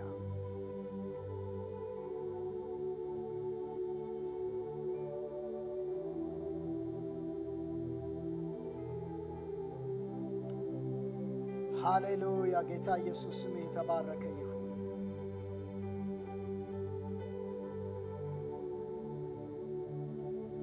ቃልህ እውነት ነው። በቃል ውስጥ ያለ ጸጋና እውነት በእኛ ውስጥ ይሰራልና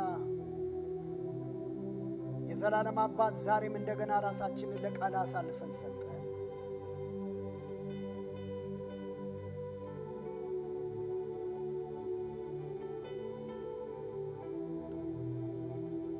እምነት ከመስማት ነው፣ መስማትም ከእግዚአብሔር ቃል ነው ተብሎ እንደተጻፈ የሰማነው ያንተ ቃል የተናገርከን ሬማ አድርገህ በውስጣችን ወደ ነፍሳችን የከተትከው ቃል እምነት እንዲሆንልን ዛሬ ጸለይን ጌታ ሆይ። ወደ ማርታና ወደ ማርያም መንደር ስትገባ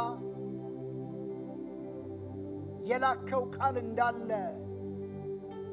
አስቀድመህ እዛ ቤተሰብ እዛ መንደር ውስጥ ቀድሞ የሄደ ቃል እንዳለ ስለምታውቅ ያ ሰው እንደተናገረ ቃል ብቻ ተናገር ብላቴና ይፈወሳል ብሎ እንዳለ አምላካችን እግዚአብሔር ሆይ ዛሬ እንደገና እንጸልያለን። ቃል ብቻ በእኛ ላይ ተናገር። ብታምኚስ የእግዚአብሔርን ክብር እንድታይ አልነገርኩሽም ምን ተብሎ እንደተጻፈ ያንተን ክብር ልናይበት የሚገቡን ነገሮች ሁሉ ዛሬ ከቃል የተነሳ ከእምነት ቃል የተነሳ ሃሌሉያ እግዚአብሔር የተናገራችሁ ነገር ያለ ሰዎች listen to me በምንም አይነት ጉዳይ ላይ እግዚአብሔር የተናገራችሁ ሰዎች እግዚአብሔር ተናግሯችሁ ነገር ግን ነገሮች የዘገዩ በሚመስሉ ሁኔታ ውስጥ ያላችሁ ሰዎች ኢየሱስ ክርስቶስ ቃሉን ተናግሮ በማርታና በአልዓዛር በማርያም ቤተሰብ ውስጥ 4 ቀን እንደቆየ በነገሮቻችሁ ላይ የቆየ በሚመስል ሁኔታ ውስጥ ያላችሁ ሰዎች ዛሬ በናዝሬቱ በኢየሱስ ክርስቶስም ይህ ቃል እምነት በእናንተ ላይ እንዲፈጥር እጸልያለሁ። ኤላፋሮ ማጋላባ ሴኬቴ ቦሮና ማጋላ ቦሮዳባስ Thank you Jesus አላቦራ ላባ ሴኬለ ቦራ ላባ ዲያላባ ሮዴ ቤጋላ ቦሮዳባስ በናዝሬቱ በኢየሱስ ክርስቶስ ስም የሞተው ነገራችን እንደገና በቃል ይነሳ።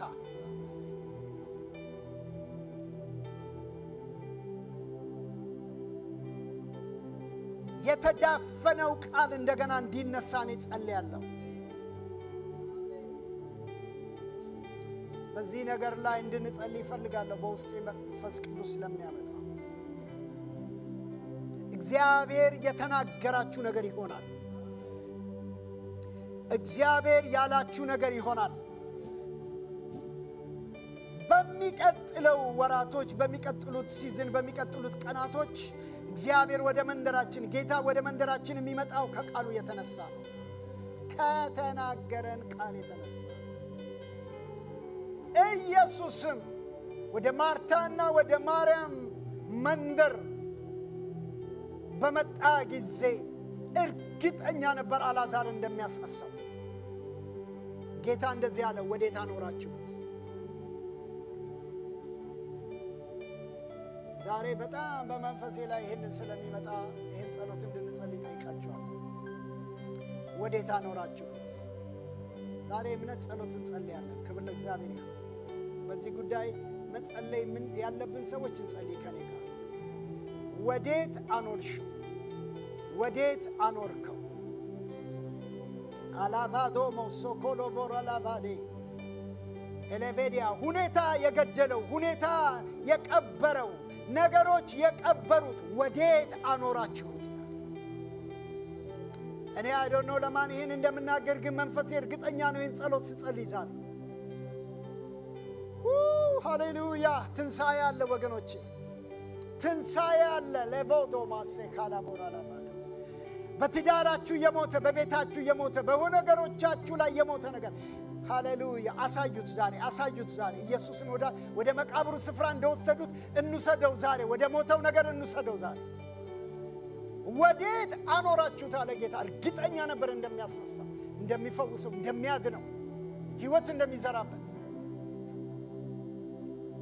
ማላቫዶ ማሴኬሌ ቦራላ ባዲያ ላቦጋላ ቦራላ ባዲያ ላቦስ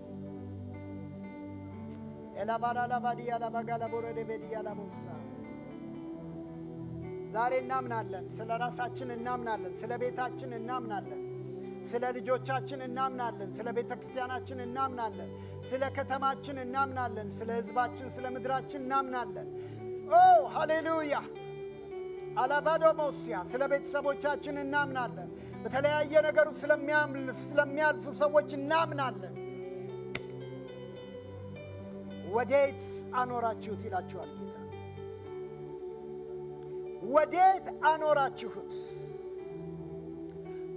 ሃሌሉያ የእንባችንን ምንጭ ሊያደርቀው ጌታ ስለፈለገ፣ የሐዘናችንን ምንጭ ሊያደርቀው ስለፈለገ ጌታ፣ የችግሩን ምንጭ ሊያደርቀው ስለፈለገ ጌታ ወዴት አኖራችሁት ይላል ጌታ። ሊያስነሳው ስለመጣ ወገኖቼ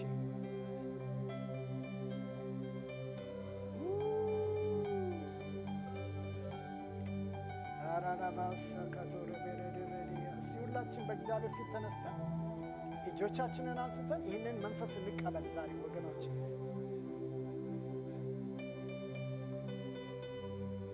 whatever እግዚአብሔር ያላችሁ የተናገራችሁ ነገር ይዛችሁ ቁሙ በእግዚአብሔር ፊት። መንፈስ ቅዱስ እየደጋገመ የሚለኝ ይሄንን ነው። ኢየሱስ ለቅሶ ሊደርስ አልመጣም። ኢየሱስ ለቅሶ ሊደርስ አልመጣም። ኢየሱስ ሊያለቅስ አልመጣም።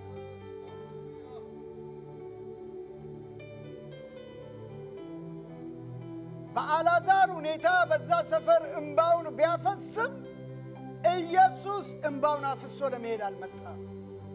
ሊያስነሳው ግን መጥቷል። አላባዶ ማሰከሪ ማዲያ ለቫሮ ባራ ማጋላ ቦረደ በጋላ ቦራና ማዲያ ወገኖቼ እንደዚህ የሚል ቃል አለ በዚህ ምዕራፍ ላይ እንደዚህ የሚል ቃል አለ። ማርያምም ኢየሱስ መምጣቱን በሰማች ጊዜ ፈጥና ተነሳች። ፈጥናችሁ ተነሱ በእግዚአብሔር ፊት። ከሐዘኑስ ፈጥናችሁ ተነሱ። ከጥያቄውስ ፈጥናችሁ ተነሱ። ግራ ከመጋባቱስ ሃሌሉያ ሃሌሉያ ኢየሱስ ሃሌሉያ። ከዚህ ከሞተው ነገር ውስጥ ፈጥናችሁ ተነሱ። ዛሬ የጌታን ሥራ ታያላችሁ። የጌታን ማዳን ታያላችሁ። የጌታን ድንቅ ታያላችሁ። ማላባዶ ማሰከለ በረለ ዲያላ ባጋላ ቦራዳ ባዲያላ ቦስ በዚህ ሰሞን አንድ መንፈስ ዋጋ ነበረ። ተስፋ ለማስቆረጥ የሚመጣ መንፈስ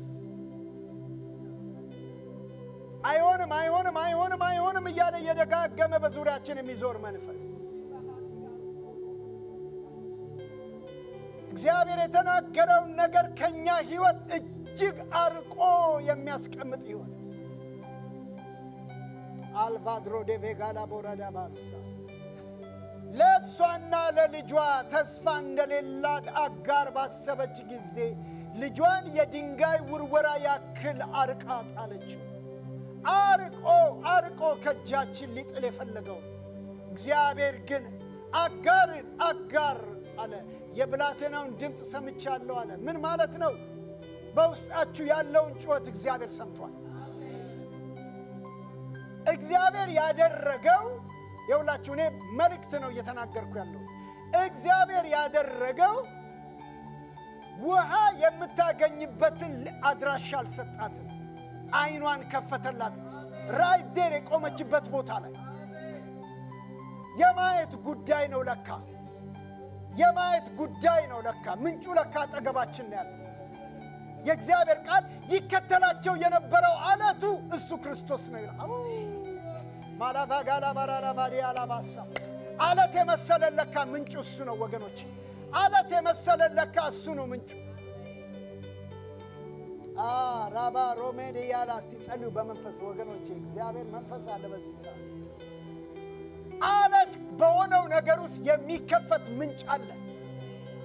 አለት በሆነባችሁ ነገር ላይ የሚከፈት ምንጭ አለ ወገኖች።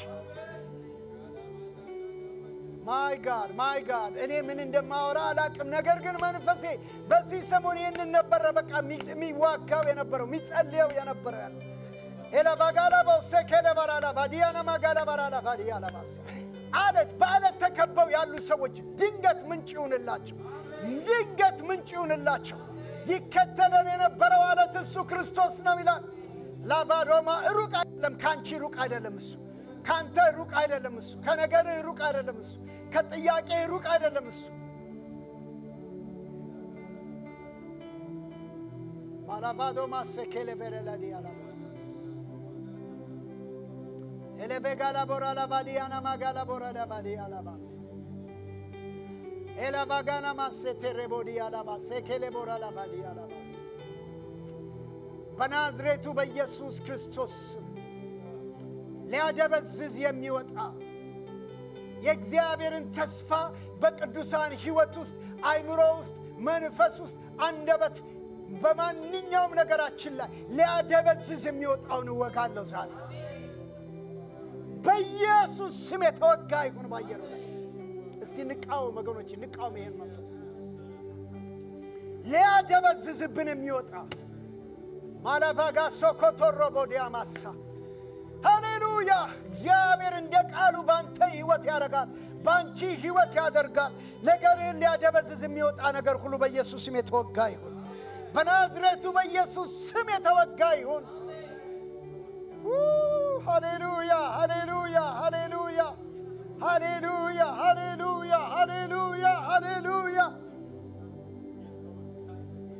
ሃሌሉያ በቀደም ሮብ እዚህ እየጸለይን ነበር የእግዚአብሔር መንፈስ በመካከላችን የሚናገረን ነገር ወገኖቼ አሁንም በውስጤ ስለሚመጣ ነው ይሄ ያዙሪትን መንፈስ እንድንሰብር ጸልያለሁ ሳይክል ይሰበር በህይወታችን ሳይክል ይሰበር በቃ የማንፈልገው ነገር ውስጥ እየመለሰ የሚከተን ሳይክል ይሰበር ዛሬ በኢየሱስ ስም ይሰበር ዛሬ በኢየሱስ ስም ይሰበር ዛሬ ወደ ፍርሃት ሳይክል ውስጥ የሚከተን ያለው ወደ ጭንቀት ሳይክል ውስጥ የሚከት መንፈስ በኢየሱስ ክርስቶስ ስም በኢየሱስ ክርስቶስ ስም ተስፋ ወደ መቁረጥ ሳይክል ውስጥ እንደገና ሊከት የሚወጣ መንፈስ ሂድ በናዝሬቱ በኢየሱስ ስም ሂድ በናዝሬቱ በኢየሱስ ስም የጨለማ ሳይክል ይሰበር ዛሬ የጨለማ ሳይክል ይሰበር ዛሬ አይምሮን የሚዋጋ ሐሳብን የሚዋጋ በአይምሮአችን ሹክ የሚል መንፈስን የሚያደበዝዝ የነፍስ ጦር የሚልክ ፍላጻ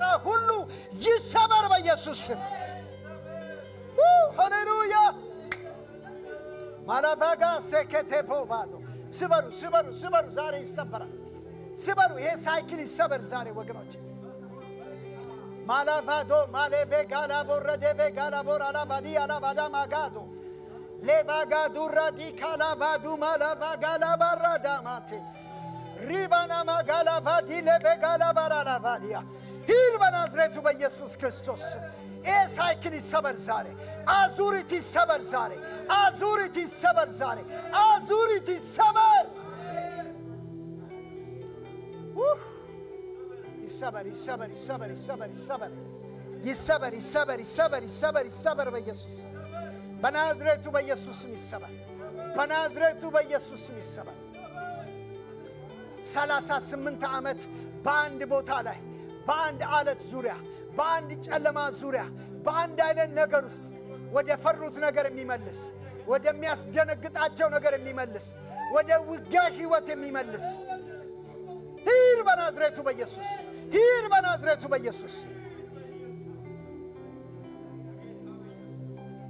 እንዋጋለን ይሄን መንፈስ እጆቻችንን አንስተን እንዋጋዋለን እንዋጋዋለን እንዋጋዋለን እንዋጋዋለን በናዝሬቱ በኢየሱስ ኤ ሳይክል ይሰበር ወገኖቼ ኤካ ሮቦ ሼዲያላቫዶ ፍላጻው ሁሉ ይሰበር ከላያችን ላይ ይሰበር ከዚህ ጉባኤ ላይ ይሰበር ከእግዚአብሔር ሕዝብ ይሰበር በናዝሬቱ በኢየሱስ ይል በናዝሬቱ በኢየሱስ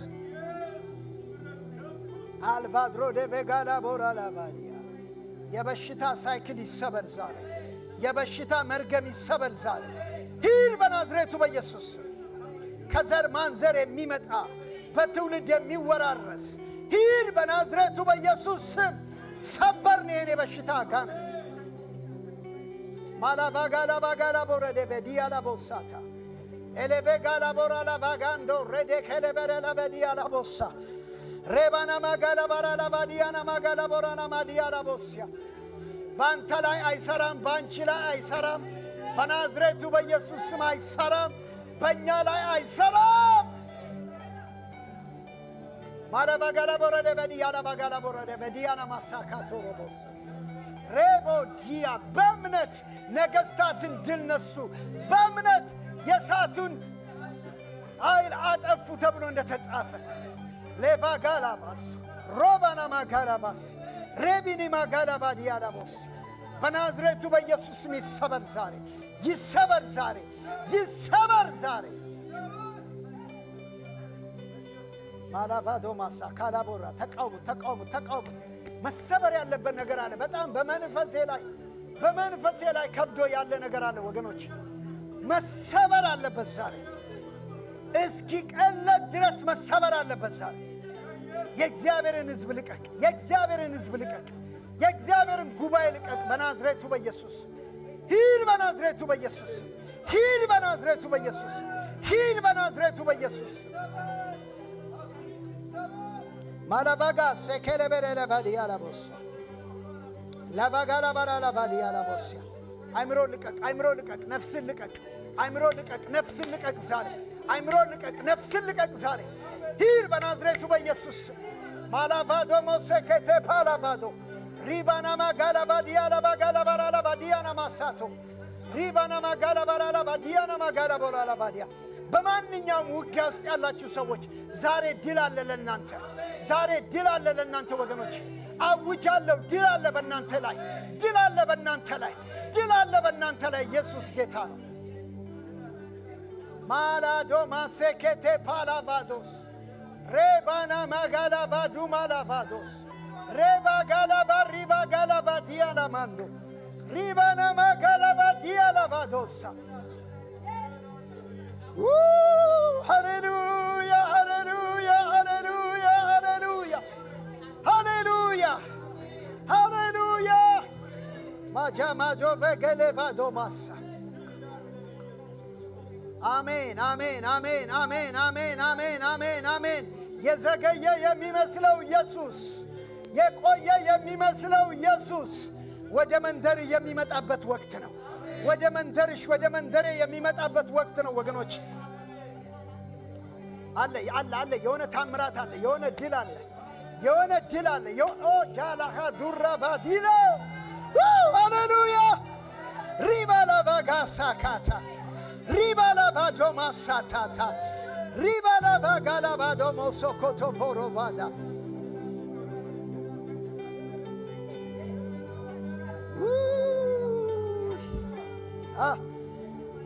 አላባጋላ ባራዳ ባዲያ ላቦሲያ አላባጋላ ቦራላ ባዲያ ላቦዲያ የሞተውን ነገራችሁን ጥሩት ዛሬ ኢየሱስ ባላዛር መቃብር ላይ ዳር ቆሞ አላዛር ሆይ ና ውጣ ብሎ ጠራ ዛሬ የሞተውን ነገር እንጣራለን ዛሬ ወገኖች እንጠራለን ወደ ህይወታችሁ ጥሩት ወደ ህይወታችሁ ጥሩት ወደ ነገራችሁ ጥሩት እግዚአብሔር መንፈስ ስለሚናገረኝ ነው ዛሬ የሚነሳ ነገር አለ በእኛ ህይወት ላይ ትንሣኤን የሚለብስ ነገር አለ በእኛ ህይወት ላይ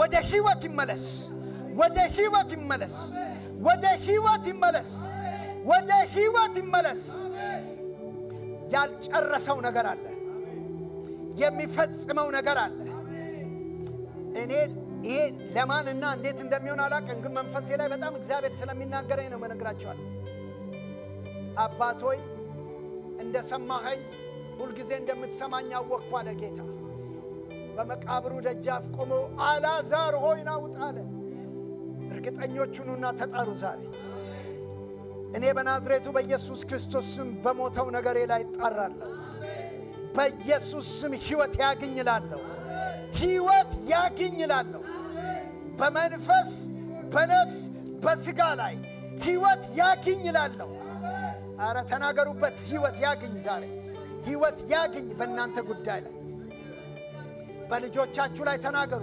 በቤታችሁ ላይ ተናገሩ በትዳራችሁ ላይ ተናገሩ በጤንነታችሁ ላይ ተናገሩ በፋይናንሳችሁ ላይ ተናገሩ ባላችሁበት ጉዳይ ላይ ተናገሩ ህይወትን ተናገሩ ህይወትን ተናገሩ ህይወትን ተናገሩ ህይወትን ተናገሩ በኢየሱስ ኢየሱስ ክርስቶስ ትናንትናም ዛሬም ለዘላለም ያው ነው ያው ነው ያው ነው ያው ነው ያው ነው ያው ነው ማላባጋላ ባሶኮቶ ፖላፋዶ ማላባጋላ ባላላ ባዲያላቦስ በማንም መንደር ያልሆነ በእናንተ መንደር ይሆናል በእነ ማርታ መንደር የሆነው ሌላ ሰፈር አልሆነም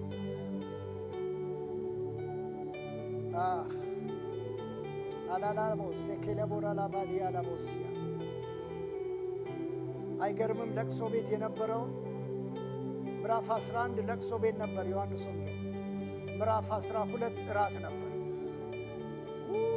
ሃሌሉያ እኔ እንደዛ ነው መንፈሴ ስለሚያወራኝ ነው ምነግራችኋለሁ ጌታ ምን አለ በፊቴ ገበታን አዘጋጀልኝ በጠላቶቼ ፊት ለፊት ታውቃላችሁ መዝሙር 23 በሞት ሸለቆ እንኳን ብሄድ አንተ ከኔ ጋር ነህና ክፉን አልፈራም፣ ብትርና ምርኩዝህ እነሱ ያጽናኑኛል ካለ በኋላ ከዚህ ሞቱ ሲወጣ በፊቴ ገበታን አዘጋጀህልኝ። እኔ አውጃለሁ እናንተ፣ እኔ አውጃለሁ፣ ራሴን ጨምሬ አውጃለሁ። በዚህ ከተማ አውጃለሁ፣ በእናንተ ህይወት ላይ አውጃለሁ፣ በአየሩ ላይ አውጃለሁ።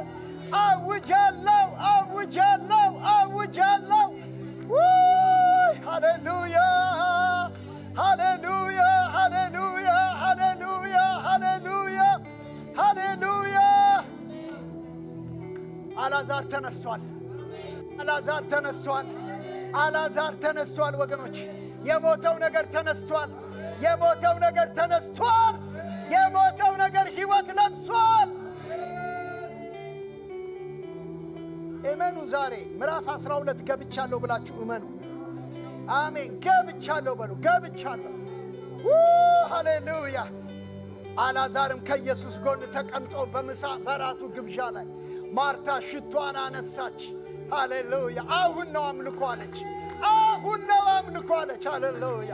አሁን ነው አምልኮ አለች። ክብል ማላባጋሎ ባዶ ማሳታ አሁን ነው አምልኮ አለች። ኢየሱስ አረ ገና አምልኳችንን ህይወታችንን ወደ ሌላ ሌቭል ይከተዋል። ጌታ ወደ ሌላ ሌቭል ይከተዋል። ከዚህ ከትንሣኤው ክብር የተነሳ አዋጅ ነው ማውጀው ወገኖቼ። ፕሮፌሰር እያረኩ ነው ዛሬ በናዝሬቱ በኢየሱስ ኤላባዶ ማሴካላ ባራላ ባጋራ ቦረደ በዲያላ ቦሲያ ሽቶ ለመስፈር ተዘጋጁ። ከዚህ በኋላ ማዛው በክብር ለመሙላት ተዘጋጁ። ከዚህ በኋላ ለአምልኮ ለምስጋና ተዘጋጁ። ከዚህ በኋላ ማርያም እንዲህ አለች፣ እራት አይበቃውም አለች፣ ግብዣ አይበቃውም አለች። ሐዘኔን፣ ሞቴን፣ መከራዬን ወደ ህይወት የለወጠውን ጌታ የከበረውን ነገሬን ሰብርለታለሁ አለች። ማልቫድሮ ደሞ ሴካላ ባላላ ባዶማስ ይሄ ስፍራ በመዓዛ ይሞላ፣ በክብር መዓዛ ይሞላ፣ በክብር መዓዛ ይሞላ፣ በክብር መዓዛ ይሞላ፣ በህይወት ይሞላ፣ በምስጋና ይሞላ። ሃሌሉያ ማላባጋላ ባራላ ባዲያላቦስ እስቲ እናመስግነው ይህንን ጌታ፣ እናክብረው ይህንን ጌታ።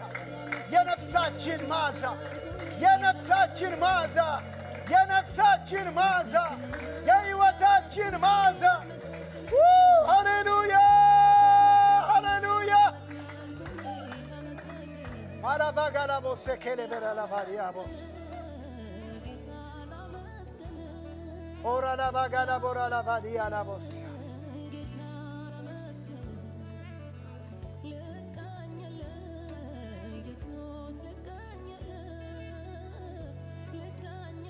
ሃሌሉያ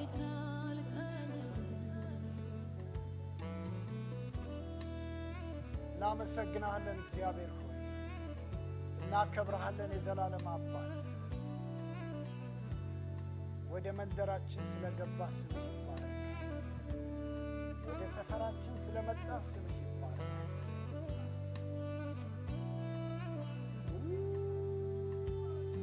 ሃሌሉያ ሃሌሉያ ሃሌሉያ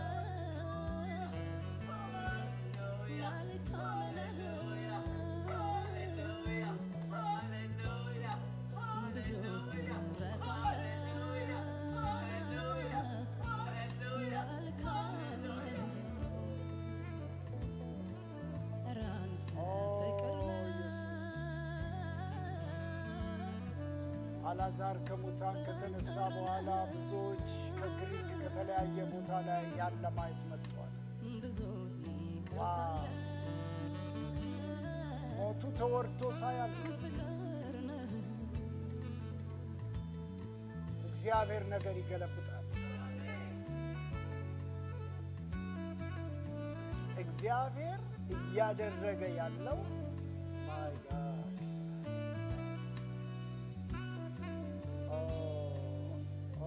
አባቶ ያከብርሃለሁ፣ አከብርሃለሁ፣ መንፈስ ቅዱስ ያከብርሃለሁ።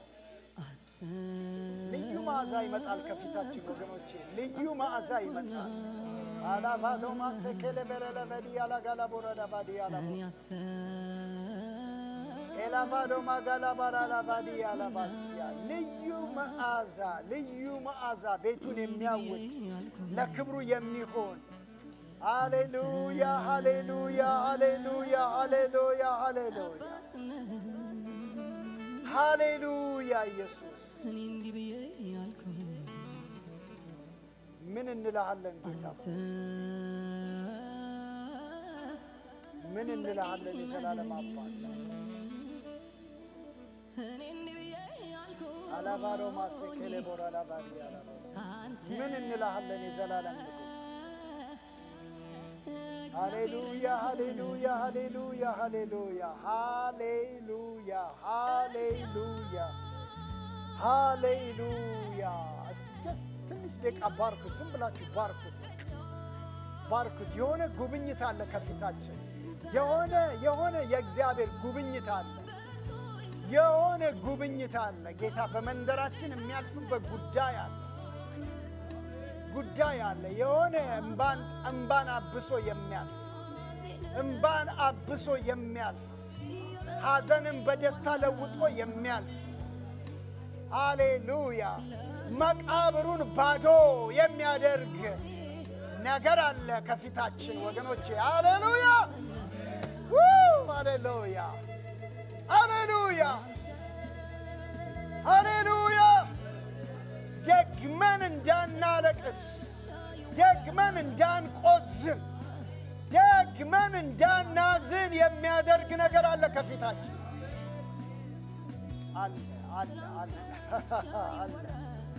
አለ ኢየሱስ ስምህ ይባረክ